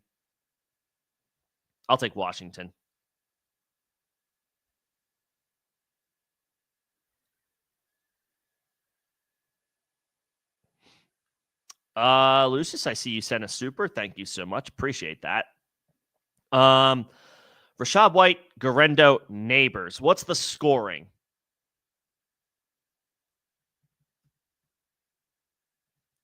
I'm inclined to say Rachaad White, honestly, regardless of scoring, but especially so if it's half or full PPR. I would probably say Rachaad White because Bucky Irving is not trending in the right direction right now, half PPR. I think I would say Rachaad. Neighbors is going to have to catch the ball from Tommy Cutlets, and they're dealing with the Baltimore Ravens, which is a beatable matchup through the air on paper, but the Giants' offense is abysmal. I would say Rachaad White. Because Bucky Irving may not play. And if Rachaad White has the backfield to himself, that's the guy I want to play. Garendo, again, he's interesting. I would really like Garendo if this was not a short week tonight. And he's on the injury report.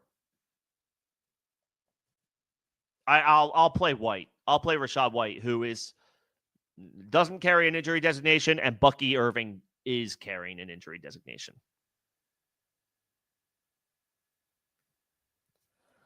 Yeah, I would play Rashad White, Lucius. That's where I would go. That's what I would plan to do with no Bucky Irving. Presumably, no Bucky Irving. You have That's a hell of a squad, Derek. Charbonnet forced his way in here right in time for the playoffs. I would probably, if you can start 3, I would play Achane, Gibbs, and Charbonnet. If you can only start 2, I would probably play Achane and Charbonnet. I can't believe I don't want to sit either Lions running back ever, but if there is no Kenneth Walker, then Zach Charbonnet is on the RB1 radar, and Devon Achane already is on the RB1 radar. You'll start 3 running backs.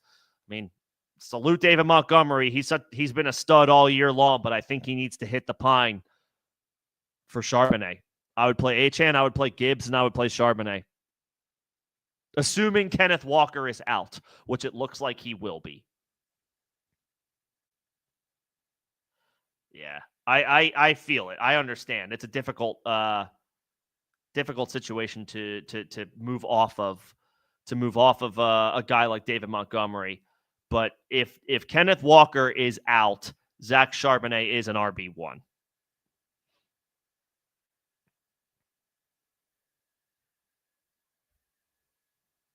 Let's see. I got Wandir's question. Thank you, Wandir. Kingpin in the chat, helping people out. Appreciate that. And thanks for popping in. Start 1 at wide receiver, 2 and 1 at flex. Myers, Ridley, Waddle, Ramondre. I would play Ridley as your wide receiver 2. In a great matchup against Cincinnati. And then, Myers would be the easy answer here if he wasn't catching passes from Desmond freaking Ridder. I continue to not trust Jalen Waddle. He's in the Deebo Samuel timeout camp of yes, he did okay last week, but he's still been underwhelming. I'll play Ramondre coming off of his bye week, full PPR. We know that the workload will be there. He's boring, but he's a solid RB2 option. He gives you a safe play. You know he can come. He'll get volume. You know he'll get the work. Myers would be my slam dunk answer, but if Desmond Ridder is the starting quarterback for the Raiders, then I have a lot of concerns about that and Myers' potential production. Because Ridder is not that good. I would play Ridley and I would play Ramondre. That's where I would go. And then I would take the Commanders defense over the Jets. It's a great matchup for the Jets against Jacksonville. I think it's a better spot for the Commanders against Jake Haener. And the Jags still have Brian Thomas. They still have Evan Ingram.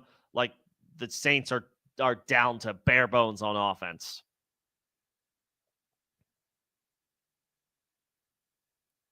And Houston's got Miami. I don't want to deal with that. Tyreek, Waddle, Jonnu, Achane. I'll take Washington of this group. I'll take Washington. Let's see. I got through one to your stuff, so we're good there. Isaac is active tonight. You have Henry, you have Kamara, you have Tyrone Tracy. I would not play Garendo over those other guys. I would plan to play Tyrone Tracy for his floor. Isaac Garendo, again, is high risk, high reward. If you're thinking about playing Isaac Garendo, just know that the floor is low because it's a short week and he's dealing with the injury. The reward is there because it's a great matchup.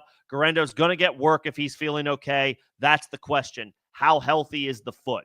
We don't know. If you feel like you need to be aggressive tonight or in your matchup in general, then I understand. Garendo would be the aggressive play.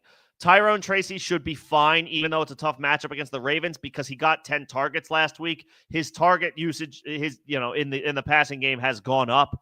Even with Tommy DeVito in there, they should dump the ball off to him a few times. I would say Tracy is your safer play and probably where I would go. And you have viable receivers that I feel fine about that we could revisit later in the week if we want to pivot to one of them instead in your flex. I think I would ultimately move off of Garendo tonight. However, he is the one with he's the risk reward play here. It depends on how aggressive you want to be. I probably would not play him with these other names that you have. Playing Guerrero would be up to you at that point. I just feel a little concerned about the short week and the foot injury. I would, again, Tracy over McCormick. I like Sincere McCormick a lot. I like what we've seen from him the past couple of weeks. What I don't know is, what will the Raiders offense look like? What will that backfield look like with Alexander Mattison coming back and with Desmond Ridder under center? I just don't trust that offense. So I guess I don't trust the Giants offense either, but Tracy has been in there and doing it for a little bit of a longer stretch this year. So I'll say Tracy.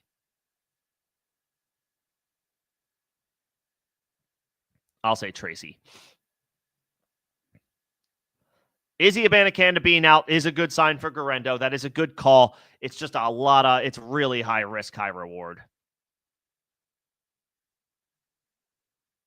All right, I know we got 10 minutes left we got about 20 minutes left to kick off.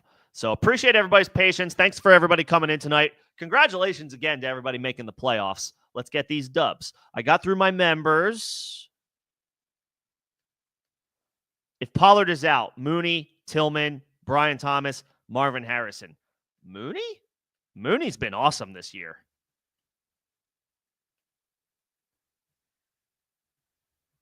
Probably Mooney. Tillman coming back from the concussion. Tough to trust. Brian Thomas has been really good, even with Mac Jones. It's just hard on a per-game basis to believe in Mac Jones. Same can be said for Marvin Harrison. He's difficult to trust on a per-game basis. I don't know if it's maybe he's still really good and Kyler Murray is just like not good enough to get him the football. Either way, there's enough concerns and questions there where if I have viable, competent replacements, then I will probably just go with those replacements.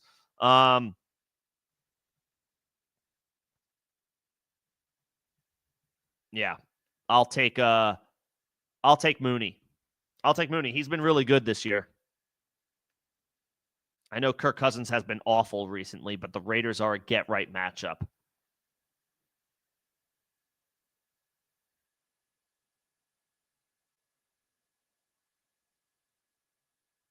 Yeah, Raiders are a get-right spot for Darnell Mooney.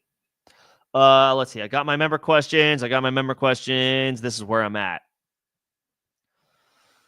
I would play, let's see, Jennings, Myers, Mooney, MVS, Worthy. I would play Jennings. I would definitely play Jennings of this group as your wide receiver too. He's been awesome, and the Rams are a great matchup. Myers catching the ball from Desmond Ridder, no thank you. Mooney, I like Jennings more. MVS, not without Derek Carr. Nope. Xavier Worthy, nope. So Jennings as your wide receiver too.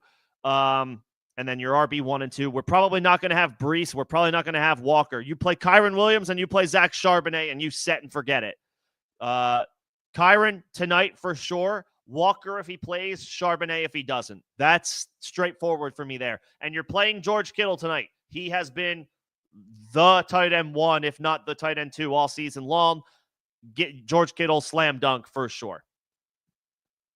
Wide receiver 2 is Jennings. Your running backs are Kyren tonight and the Seahawks starter Sunday night, whoever that is, and then Kittle at tight end tonight. 100%.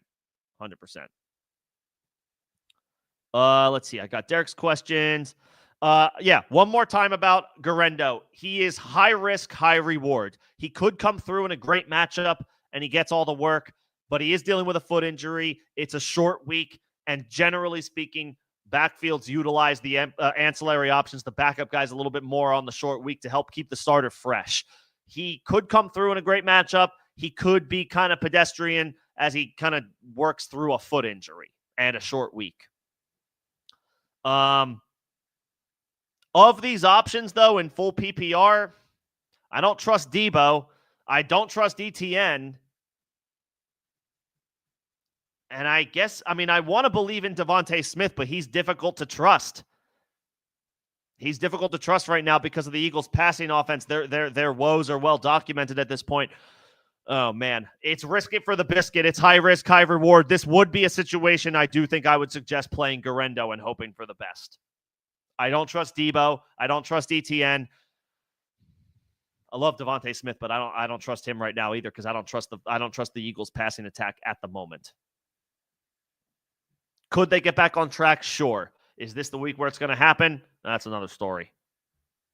I think I would go high risk, high reward here and play Garendo. Let's see. I got Kingpin's questions and stuff. Thanks for popping in. I got Derek's questions. Would I start Purdy or Goff?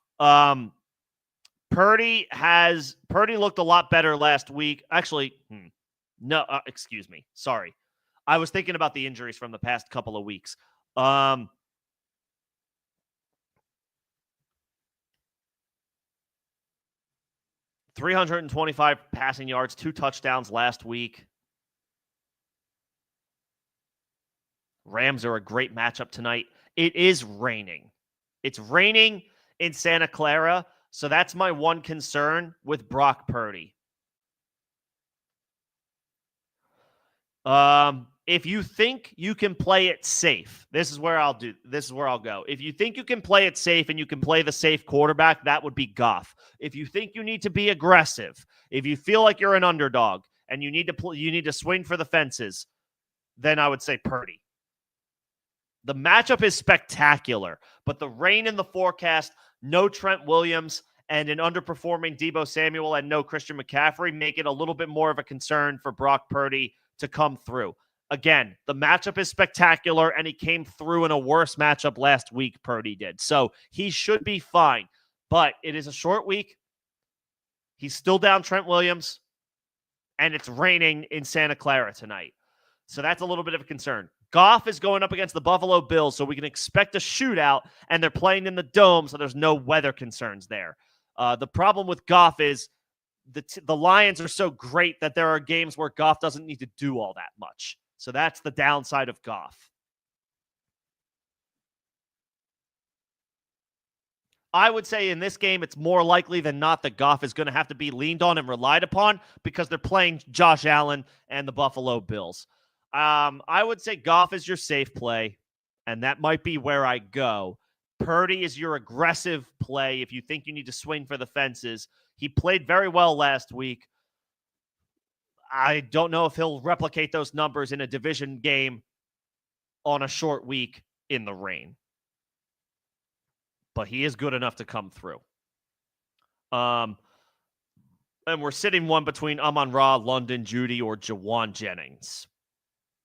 Amon-Ra is obviously in your lineup. I would say Judy is obviously in your lineup. It comes down to London or Jennings because Judy has been an absolute stud recently.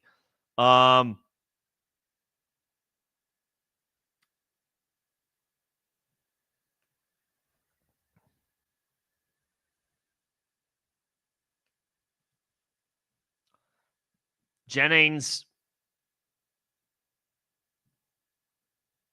I feel like London has been a little bit more consistent than Jennings, even though Kirk Cousins has been abysmal recently. I would say London is your safe play. Amon-Ra, London, and Judy. That's probably where I would go. And if it's the same team, if you're playing Amon-Ra, then I would probably play Goff and stack it up. If you here's what I would do. I would probably play Goff and Amon-Ra. Amon-Ra is in your lineup no matter what. But if you want to be aggressive, then I would probably take London out of your lineup for Jennings and play Purdy and get the 49ers stack. I don't know if I love that as much, though. I think I would go Amon-Ra, London, and Judy. And because you have Amon-Ra, that makes me feel more inclined to play Goff. But Purdy would be the aggressive play if you think you need to be aggressive.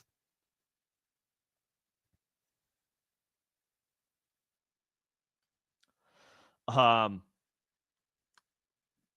Jawan Jennifer. This is a pretty funny typo. But best of luck. Need one flex for full PPR. Ridley, Myers, Brian Thomas Jr., or Sincere. I would probably go Ridley here. It is a great matchup against the Cincinnati Bengals. I know that Ridley is up and down, but Myers is a major concern if Desmond Ridder is the starting quarterback for the Raiders. I will not feel good about Myers at all assuming Desmond Ridder is the starter. Brian Thomas has been coming through because he's a stud, but week to week, Mac Jones concerns me. And against the New York Jets, I don't love that matchup. I'll take Ridley against the Bengals. And McCormick, again, Sincere McCormick has been awesome these past couple of weeks, and I'm rooting for him to continue to get more work and get more opportunities.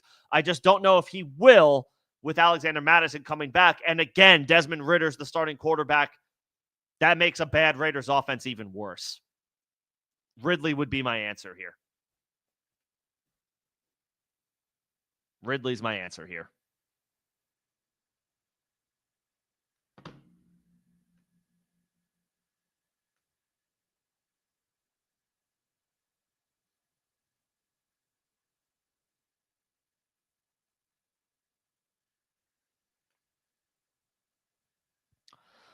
I think I got everybody with the game shortly kicking off. I think I got all the questions. So appreciate everybody coming in and hanging out tonight. One more time, congrats to everybody making the playoffs. Jennings or London start one. It's close. I think I lean London. He's been a little bit safer.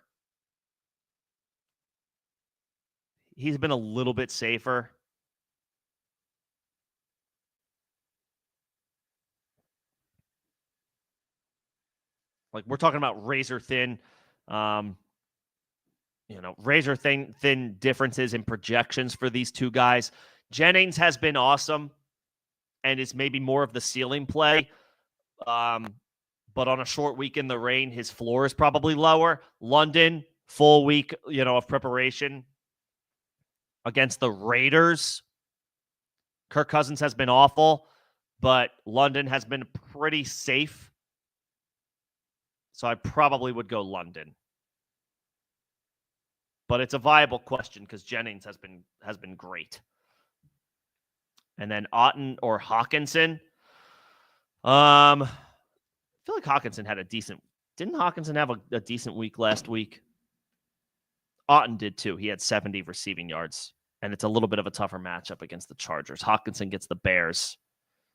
Hawkinson caught 4 for 45.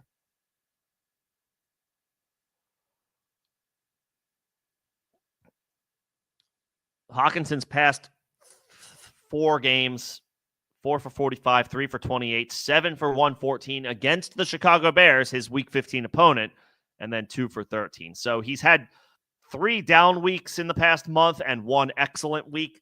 It happens to be the opponent that he's playing this week that he went off against a few weeks ago. Otten, 3 for 70, 4 for 20, 1 for 30, 5 for 35. Otten is the floor play. Otten is the safe play. Hawkinson, I would say, has a little bit more upside and a slightly lower floor. So again, if you think you need to be aggressive, I would probably play Hawkinson. If you think you can play it safe, I would probably play Otten.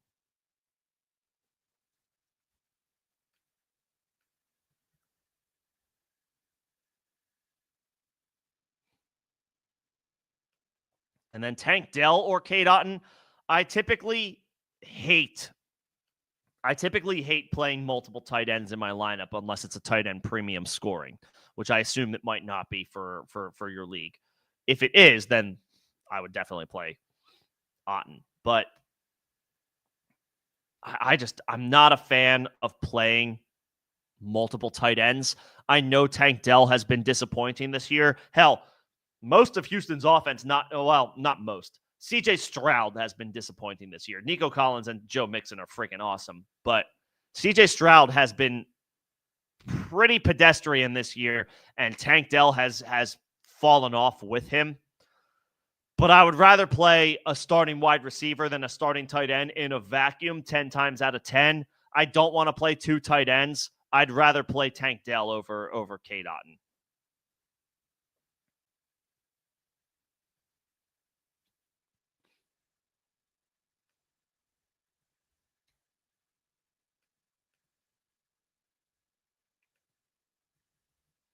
and just hope he can come through. Hopefully the bye week allowed them time to get right, figure some things out.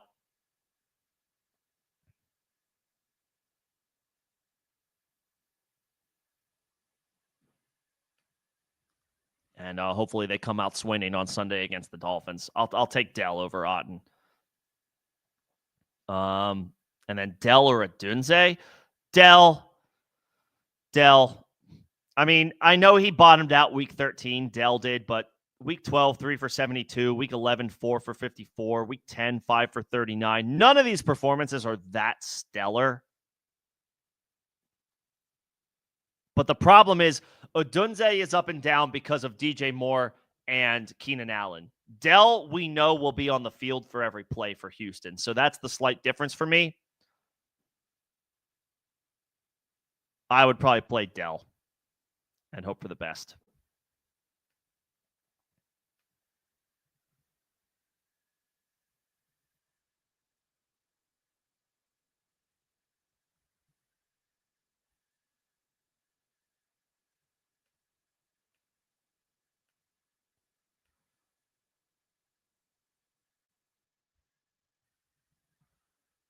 Let's see. Would I rather play Garendo or Pollard or Pacheco? I'll play Pacheco.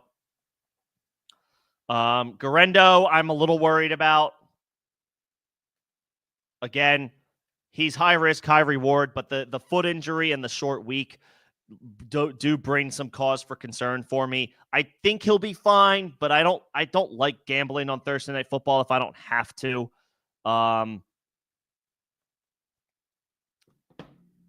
Pacheco, since he came back, it's not a great matchup against the Browns, but I trust the Chiefs offense. 14 for 55. That's not great, but at least he got volume, Pacheco did, so he'll continue to get ramped up. And Pollard might not play. Pollard has missed 2 straight practices, so he's trending in the wrong direction. I would probably plan to play Pacheco.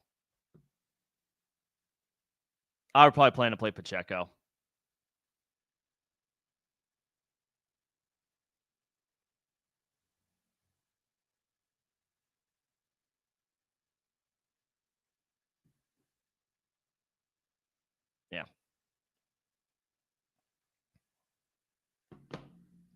I'll play Pacheco. He's ramping up. He's now got a couple of weeks under his belt since returning from the injury. I'll take Pacheco because Pollard is not looking. If Pollard suits up, then I would probably go Pollard. But he's trending in the wrong direction right now, so I don't know how confident we can be in him playing. And Garendo, again, short week, dealing with the foot injury. He might be fine. Maybe the foot injury was nothing, but it was enough for him to be on the injury report. I'll wait for Pacheco. I will wait for Pollard if he's healthy, but it doesn't sound like he's going to play, or he's trending in the wrong direction. If Pollard is able to suit up, then Pollard, but if he's not, then I would just play Pacheco. That's where I would go.